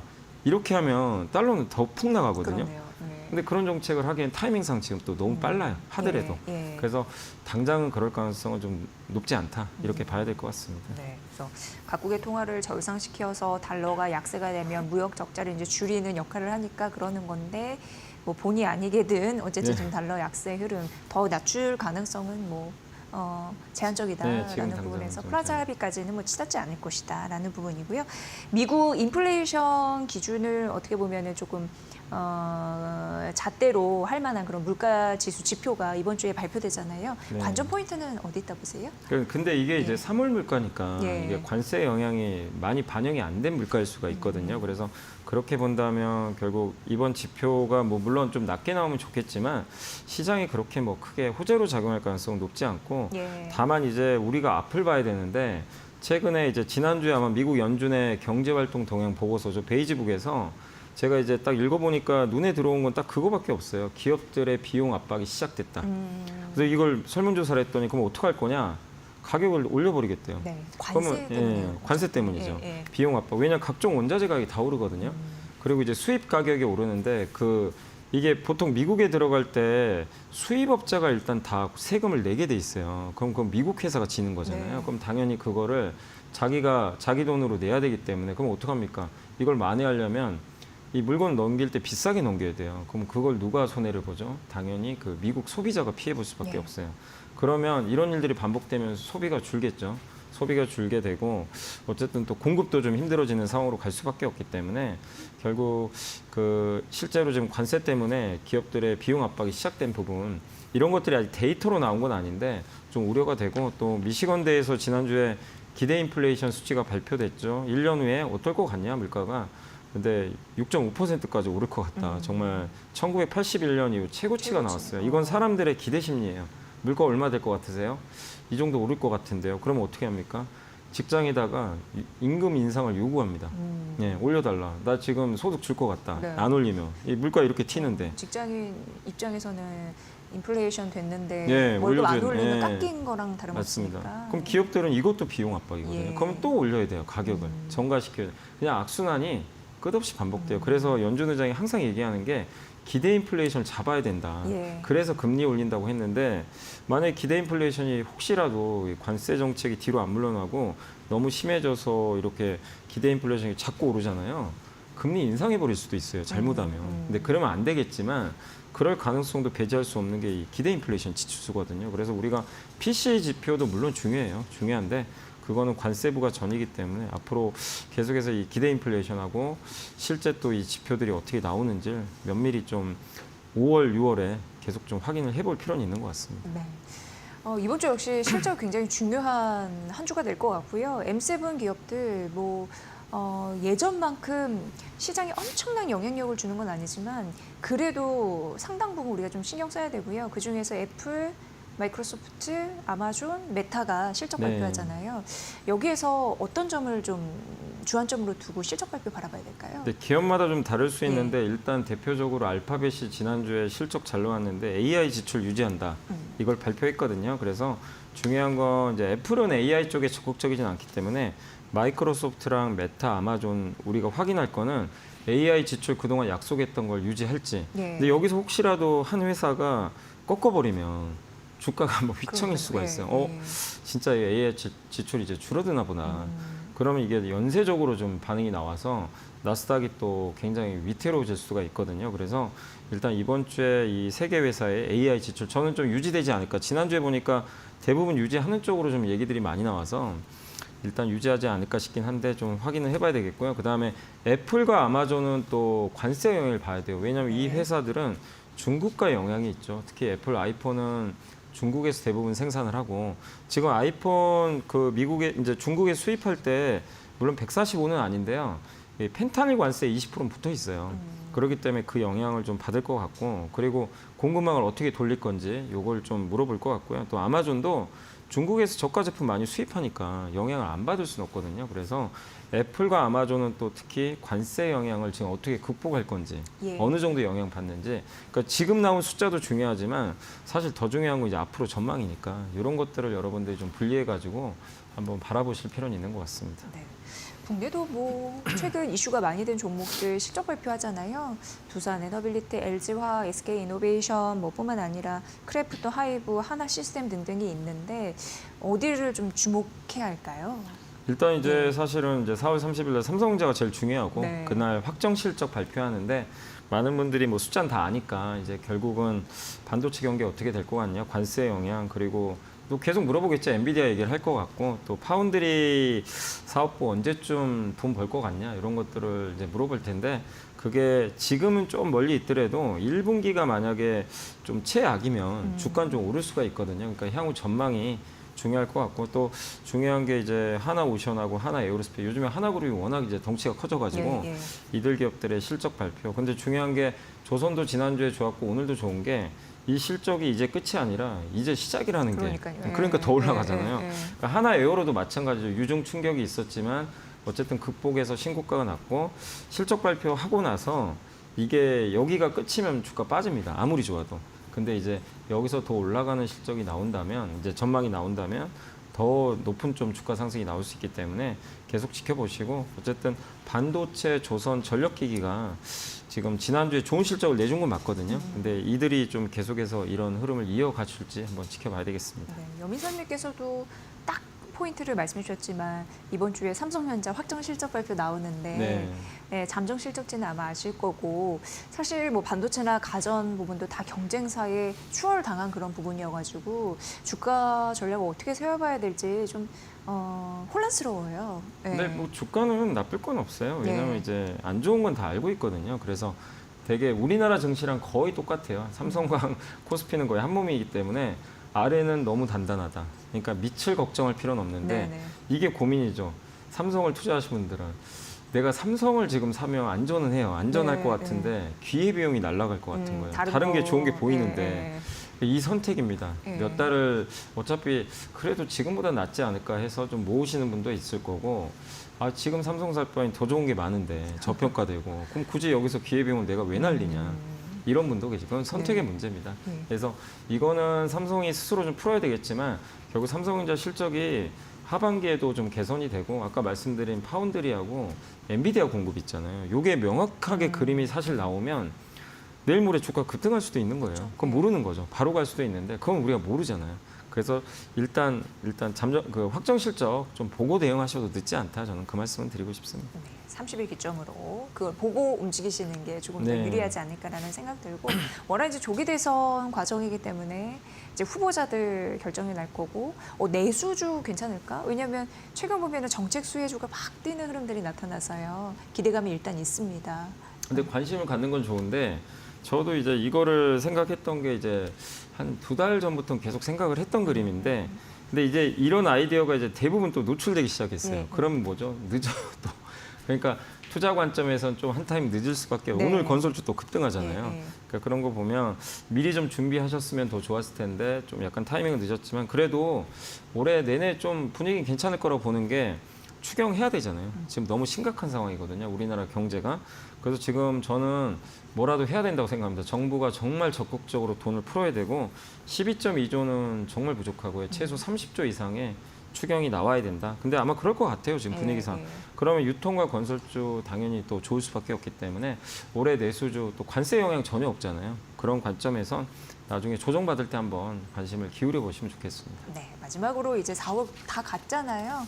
예, 5월 투자전략 어떻게 저희 방향성을 잡고 해보면 유리할까요? 근데 이거예요. 사람들이 제2의 조선주 뭐가 있나 이제 네. 이걸 또 계속 네, 고민하실 네, 때는 조선주의 그거 공통점이 있잖아요. 일단 우리나라가 중국을 대체합니다. 그러니까 독보적이고 두 번째가 미국이 원하는 업종이고 그다음에 세 번째가 대체 불가능해요. 네. 사실 그러니까 그 관세 영향이 없어요. 예. 네, 그런 것들을 한번 좀 잘 생각해 보시면 좋겠고 그런 관점에서 전 눈에 들어오는 게 좀 제약바이오. 제약바이오. 그중에 이제 위탁 생산 CDMO 예. 이쪽 여전히 좋게 보고 있고 또 저는 개인적으로 한한령 해제될 걸로 보거든요. 그래서 한한령 해제와 관련된 엔터 드라마 뭐 네, 게임 있잖아요. 콘텐츠, 예. 그런 쪽도 한번 잘 눈여겨 보시면 어떨까 일단 말씀을 드리겠습니다. 네, 이번 주 핫한 이슈들 뭐 예정된 거 그리고 고민이신 거 거의 해결을 해드린 것 같습니다. 잘 참고해 보시기 바랄게요. 염승아 LS증권 이사의 분석으로 들으셨습니다. 오늘도 잘 들었습니다. 네, 감사합니다.